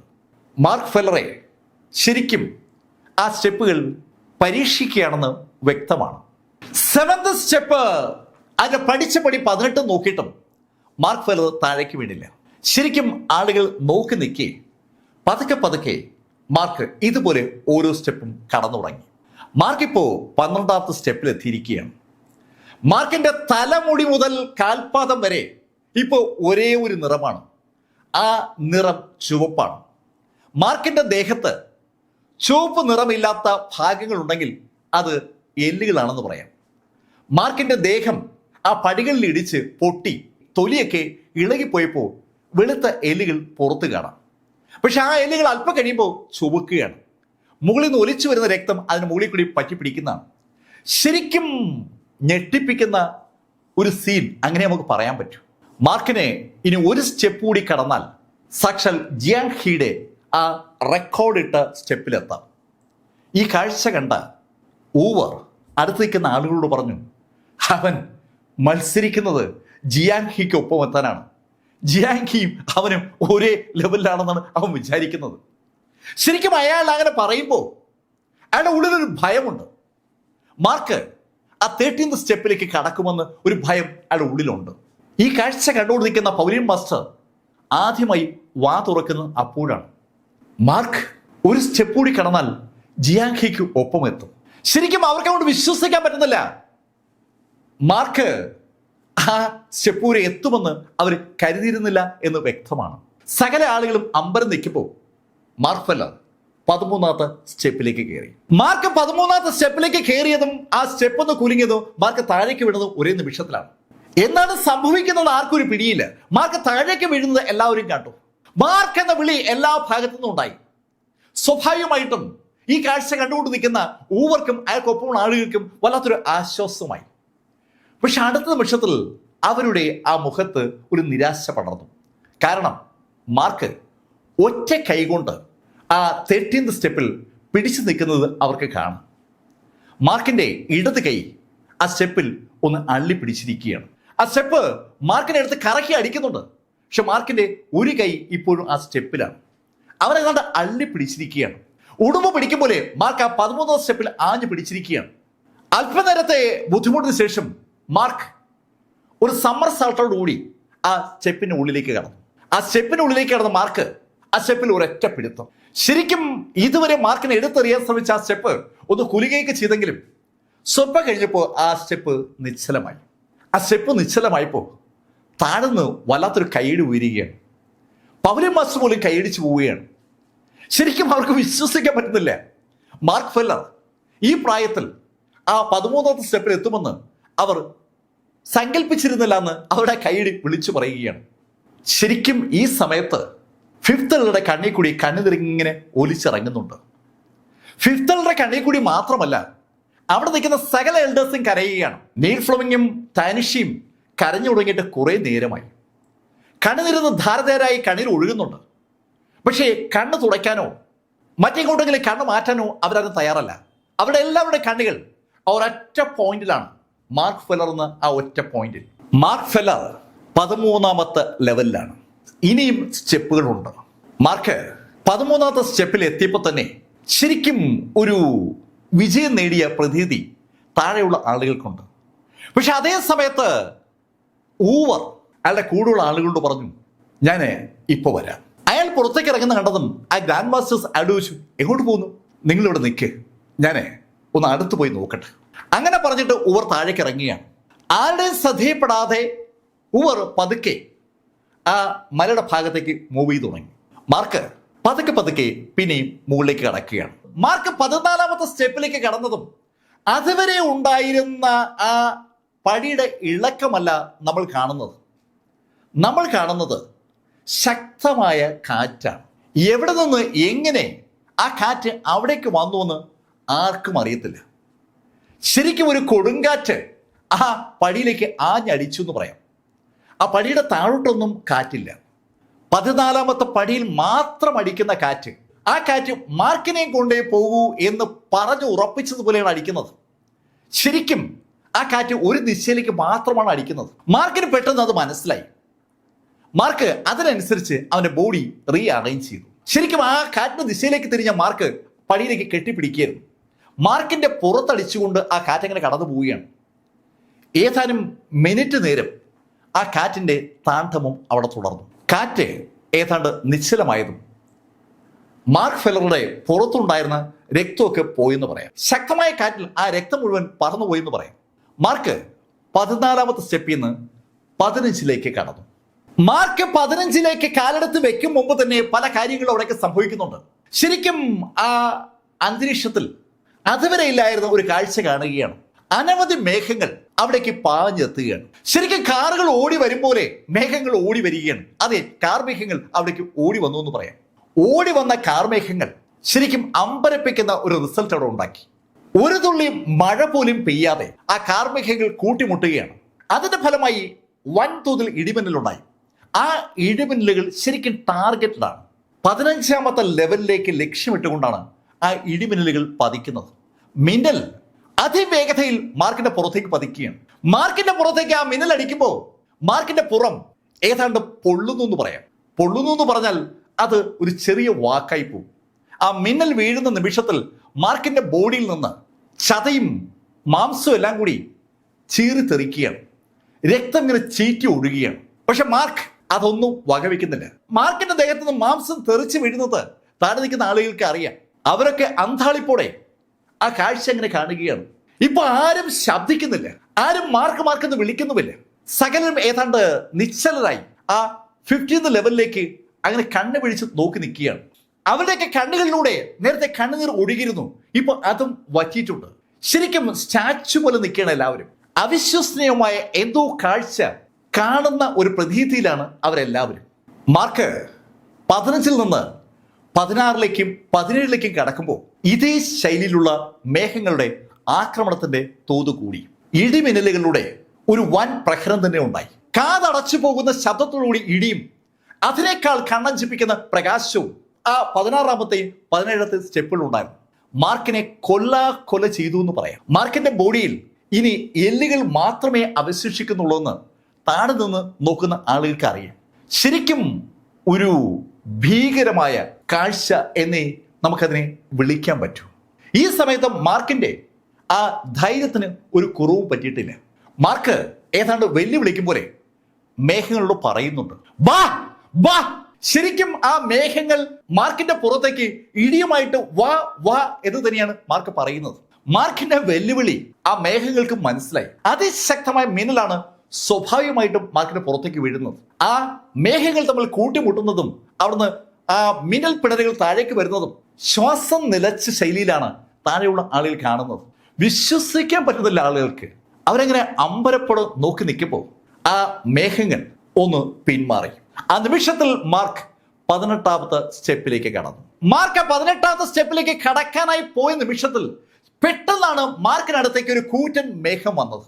അത് മേഘമാണ് എന്ന് ആൾക്കാർക്ക് തോന്നിയെങ്കിലും പെട്ടെന്ന് അവർ അത് തിരിച്ചറിഞ്ഞു. മേഘമല്ലാതെ അതൊരു കൈയാണ്. ഒരു വലിയ കൈ മാർക്കിനടുത്തേക്ക് പാഞ്ഞു വന്നിരിക്കുകയാണ്. ശരിക്കും അദൃശ്യമായ ഒരു കൈ മാർക്കിനടുത്തേക്ക് പാഞ്ഞു വന്നതും ആ കൈ ഏതാണ്ട് ആ മുഴുവൻ സ്റ്റെപ്പുകളുടെ മുകളിലുള്ള ആ കൂറ്റൻ കൈയും മറച്ചുകൊണ്ട് ആകാശത്ത് നിന്ന് താഴേക്ക് വരികയാണ്. ഒറ്റയടിക്ക് മാർക്കിനെ തീർക്കാൻ വേണ്ടിയാണ് ആ കൈ താന്നു വരുന്നത്. തന്റെ നേരെ പാഞ്ഞു വരുന്ന കൈ മാർക്കും കണ്ടു. ആ നിമിഷത്തിൽ മാർക്ക് തന്റെ വലത് കൈ ഉയർത്തി ഒരൊറ്റ ഇടി. ആ ഇടിയിൽ ആ മാന്ത്രിക കൈ ഏതാണ്ട് തകർന്നു എന്ന് പറയാം.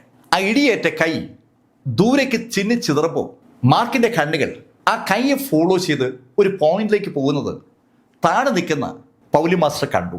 പൗലി മാസ്റ്റർ ആ പോയിന്റിലേക്ക് നോക്കിയതും പൗലി മാസ്റ്റർ മുഖം ഏതാണ്ട് ദേഷ്യം കൊണ്ട് ചുവക്കുകയാണ്. പൗലി മാസ്റ്റർ മൂവ് ചെയ്യാൻ പോവുകയാണെന്ന് മനസ്സിലായതും മുകളിൽ നിൽക്കുന്ന മാർക്ക് ഉറക്കെ വിളിച്ചു പറഞ്ഞു, പൗലി മാസ്റ്റർ വിട്ടേക്ക്, അവനെ എനിക്ക് വേണം. ശരിക്കും ഓവർ ഒരു മാന്ത്രിക കൈയുമായി മാർക്കിനെ ആക്രമിക്കാൻ എത്തിയതാണ്. മാർക്ക് ഒരു കാരണവശാലും 18ാമത്തെ സ്റ്റെപ്പിലേക്ക് കടക്കരുതെന്ന് അയാൾക്ക് നിർബന്ധമുണ്ടെന്ന് തോന്നുന്നു. അതുകൊണ്ടാണ് അയാൾ ആ മാന്ത്രിക കൈയുമായി എത്തിയത്. ഓവർക്ക് വിശ്വസിക്കാൻ പറ്റുന്നില്ല. ഈ ശൈലിയിൽ ദേഹം മുഴുവൻ കീറി മുറിഞ്ഞിരിക്കുന്ന, ദേഹത്ത് ഒരു തുള്ളി ഊർജം പോലും ഇല്ല എന്ന് അയാൾ കരുതിയ മാർക്ക് ഇത്ര ശക്തമായി അയാളെ പഞ്ച് ചെയ്യുമെന്ന് അയാൾ സ്വപ്നത്തിൽ പോലും കരുതിയിരുന്നില്ല. പൗലി മാസ്റ്ററുടെ ശ്രദ്ധ അയാളുടെ നേരെ പതിന്ന് കണ്ടതും അയാൾ ഒരൊറ്റ ഓട്ടം. ആ നിമിഷത്തിൽ മാർക്ക് ഫെല്ലർ 18ാമത്തെ സ്റ്റെപ്പിലേക്ക് കടന്നു. മാർക്ക് ഫെല്ലർ 18ാമത്തെ സ്റ്റെപ്പിലേക്ക് കടന്നതും ശരിക്കും അമ്പരപ്പിക്കുന്ന ഒരു കാഴ്ച അവിടെ ഉണ്ടാവുകയാണ്. മാർക്കിന് ചുറ്റുമായി ചുവപ്പ് നിറത്തുള്ള ഒരു തീജ്വാല ഉണ്ടായി.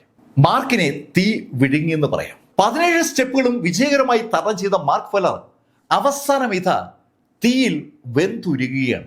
എന്താണ് ചെയ്യേണ്ടതെന്നറിയാതെ പൗലി മാസ്റ്ററും താഴെയുള്ള ആളുകളൊക്കെ അന്തവിട്ട് മുകളിലേക്ക് നോക്കുമ്പോൾ ആ തീ മാർക്കിനെ പൂർണ്ണമായി മൂടിക്കഴിഞ്ഞു. പക്ഷെ അടുത്ത നിമിഷത്തിൽ പൗലി മാസ്റ്റർ അമ്പരപ്പോടെ ആ കാഴ്ച വീണ്ടും കണ്ടു.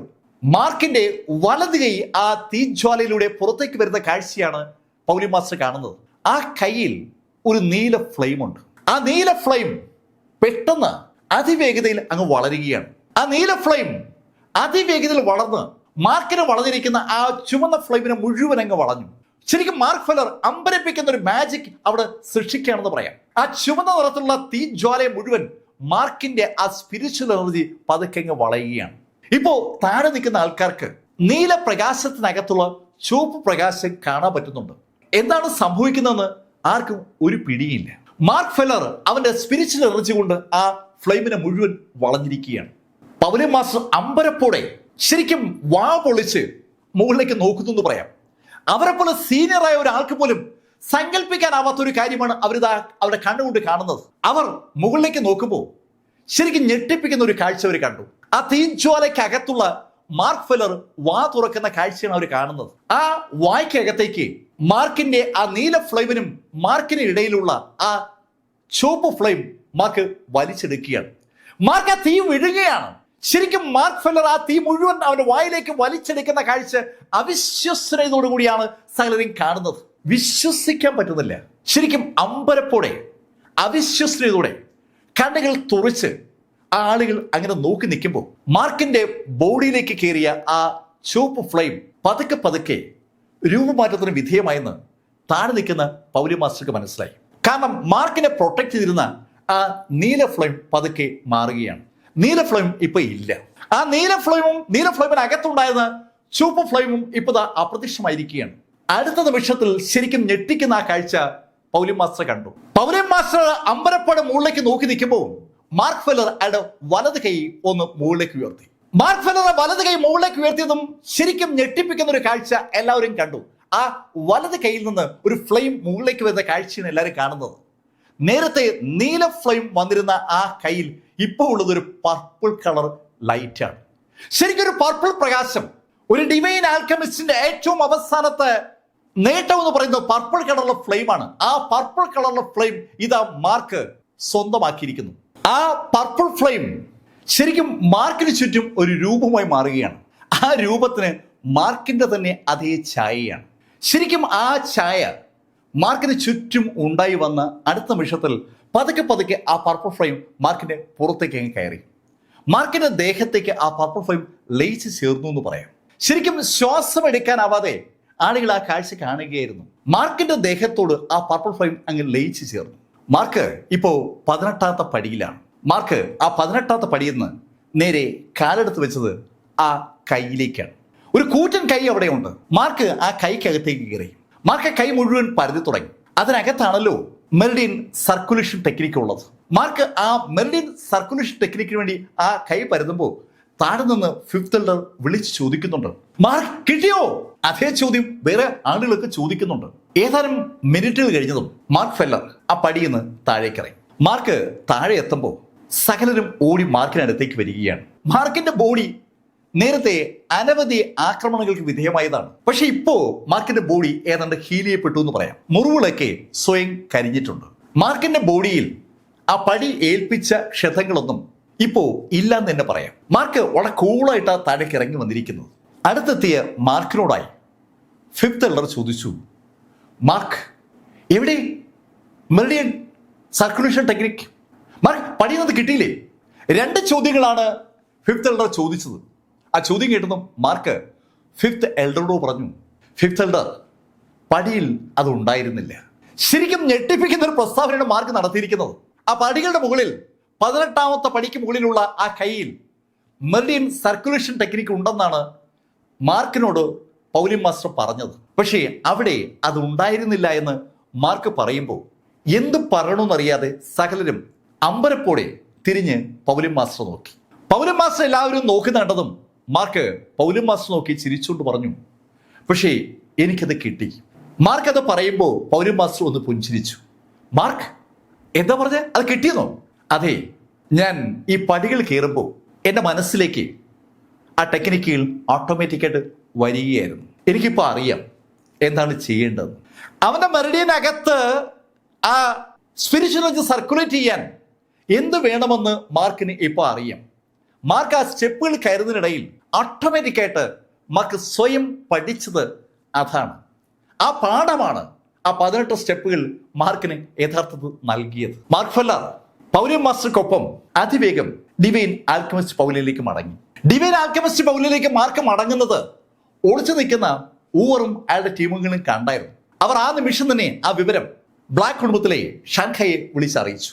വിവരം കേട്ട ഷാൻഖായും അയാൾക്കൊപ്പമുണ്ടായിരുന്ന ഷിമിങ്ങും അതുപോലെ വിൽമൗണ്ടും ഞെട്ടി എന്ന് പറഞ്ഞാൽ അത് തികച്ചും ചെറിയൊരു വാക്കാവും. സാക്ഷാൽ ജിയാങ് ഹീക്ക് പോലും പറ്റാത്ത ഒരു കാര്യമാണ് മാർക്ക് ഇവിടെ അച്ചീവ് ചെയ്തിരിക്കുന്നത്. സങ്കല്പങ്ങൾക്ക് അപ്പുറം നിൽക്കുന്ന ഒരു അച്ചീവ്മെന്റ് മാർക്ക് നേടിയിരിക്കുന്നത്. ബ്ലാക്ക് കുടുംബത്തിലെ ഷാൻഖായിക്കും ഷിമിങ്ങിനും പറയാൻ വാക്കുകളില്ല എന്ന് തന്നെ പറയാം. വിൽമൗണ്ടിനെ നോക്കി ഷാൻഖായി പറഞ്ഞു, വിൽമൗണ്ട്, നീ ഇനി വെയിറ്റ് ചെയ്താൽ അബദ്ധമാണ്. നീ ശരിക്കും ശക്തമായി പ്രാക്ടീസ് ചെയ്യേണ്ടിയിരിക്കുന്നു. മാർക്ക് ഫെല്ലർ അവർ മനസ്സിലാക്കിയ ആളേ അല്ല.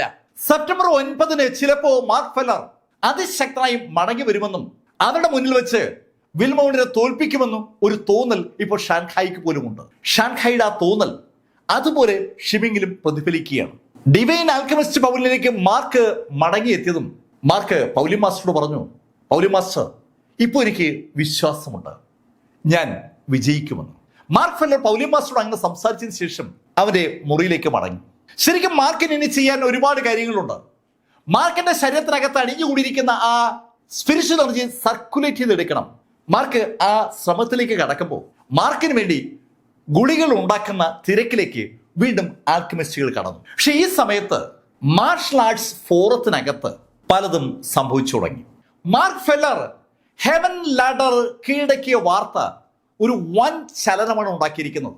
സ്വർഗത്തിലേക്കുള്ള പടിക്കെട്ട് എന്നറിയപ്പെടുന്ന ആ പടിക്കെട്ടിൽ ഇതുവരെ ഒരാളും കയറി വിജയിച്ച ചരിത്രം ഇല്ല. ഭൂമിയിൽ ആദ്യമായ ഒരു മനുഷ്യൻ ഇതാ ആ 18 പടിക്കെട്ടും കയറി വിജയിച്ചിരിക്കുകയാണ്. സ്വാഭാവികമായിട്ടും മാർഷൽ ആർട്സ് ഫോറത്തിനകത്ത് കമന്റുകളുടെ ഒരു പെരുമഴ തന്നെ ഉണ്ടായെന്ന് പറയാം. ലക്ഷക്കണക്കിന് കമന്റുകളാണ് ഈ സംഭവവുമായി കണക്ട് ചെയ്തുണ്ടായത്. വിശ്വസിക്കാനാവുന്നില്ല ആൾക്കാർക്ക്. ആ സംഭവം വ്യാജമാണെന്ന് ചിലരൊക്കെ പറഞ്ഞു. മാർക്ക് ഫെല്ലർ അവിടെ കയറിയെങ്കിൽ അതിന്റെ അർത്ഥം ആർക്കും കയറാവുന്നതാണ്. അങ്ങനെ അഭിപ്രായങ്ങൾ ചിലർ പറഞ്ഞതും അനവധി ആളുകൾ ക്വിൻറ്റസ് സിറ്റിയിലെ ആ സ്വർഗത്തിലേക്കുള്ള ആ പടിക്കെട്ടിലേക്ക് ഓടിയെത്തി. പക്ഷെ അവരൊക്കെ 2ാമത്തെ സ്റ്റെപ്പിലേക്ക് കാലെടുത്ത് വെച്ചപ്പോൾ തന്നെ ഏതാണ്ട് തെറിച്ചു എന്ന് പറയാം. ചിലരൊക്കെ സ്പോട്ടിൽ കൊല്ലപ്പെടുകയായിരുന്നു. അനവധി ആളുകളാണ് തൽഫലമായി കൊല്ലപ്പെട്ടത്. അതും വാർത്തയായി. ആ വാർത്ത കൂടി വന്നതോടുകൂടി മാർക്ക് ഫെല്ലറുടെ അച്ചീവ്മെന്റ് ശരിക്കും വാക്കുകൾ കൊണ്ട് വർണ്ണിക്കാൻ കഴിയാത്ത ശൈലിയിൽ ഒരു വല്ലാത്ത ചർച്ചാ വിഷയമായി മാറുകയാണ്. ആ രാത്രിയിൽ ആ സ്വർഗത്തിലുള്ള പടിക്കെട്ടിന്റെ അടുത്ത് പോയി തിരിച്ചു വന്ന മാർക്ക് ധ്യാനത്തിൽ ഇരുന്നു കൊണ്ട് അവന്റെ മെറിഡിയന്റെ അകത്തുകൂടി അവന്റെ ശരീരത്തിലുള്ള ആ പെയിന്റിംഗ് സ്പിരിച്വൽ എനർജി സർക്കുലേറ്റ് ചെയ്ത് തുടങ്ങിയിരുന്നു.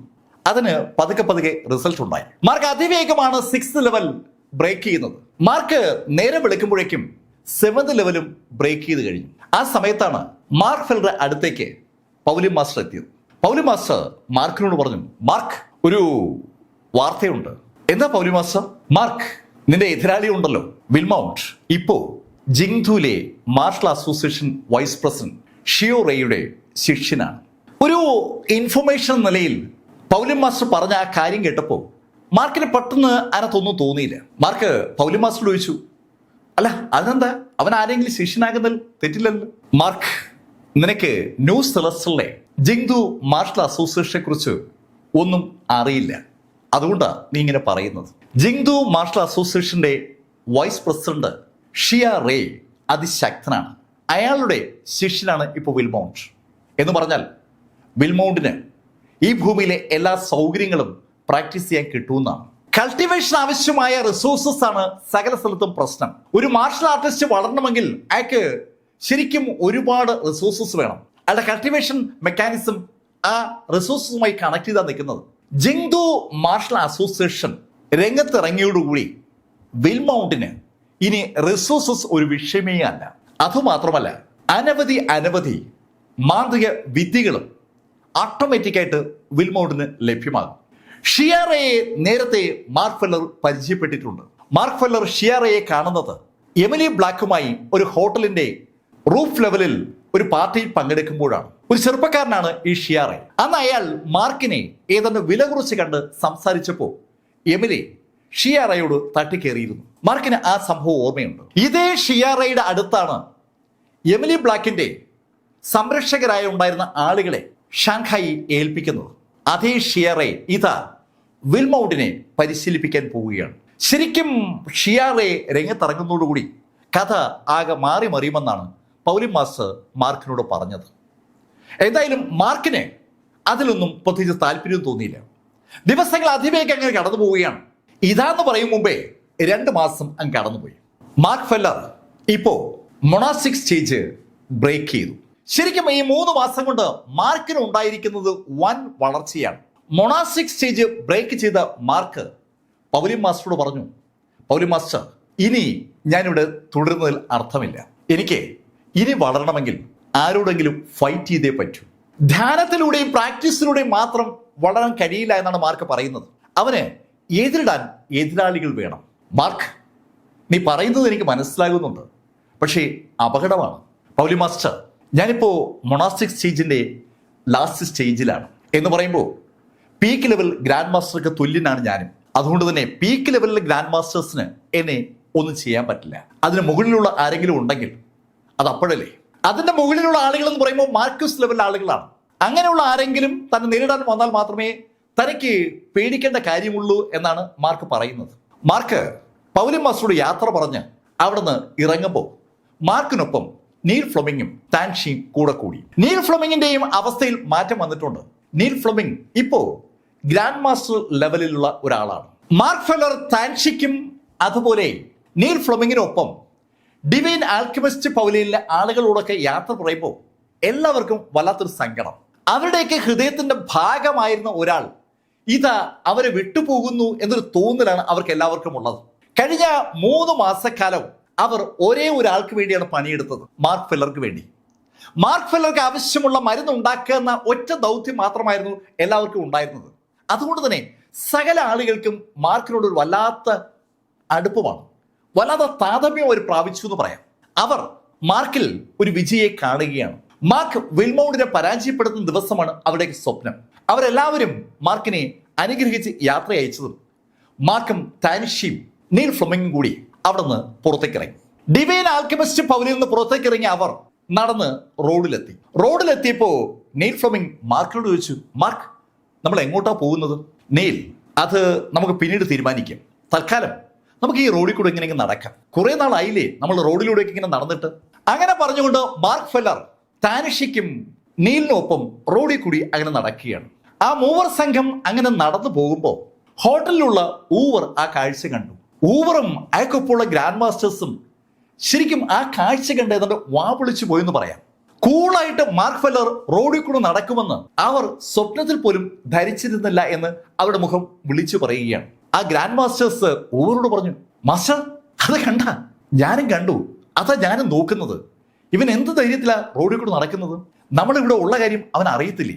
എന്തായാലും നന്നായി, ഇപ്പൊ തന്നെ ഞാൻ അവിടെ വിളിച്ച് കാര്യം പറയാം. അങ്ങനെ പറഞ്ഞിട്ട് അയാൾ ഉടൻ തന്നെ ഷാങ്ഹായെ വിളിച്ച് കാര്യം പറഞ്ഞു.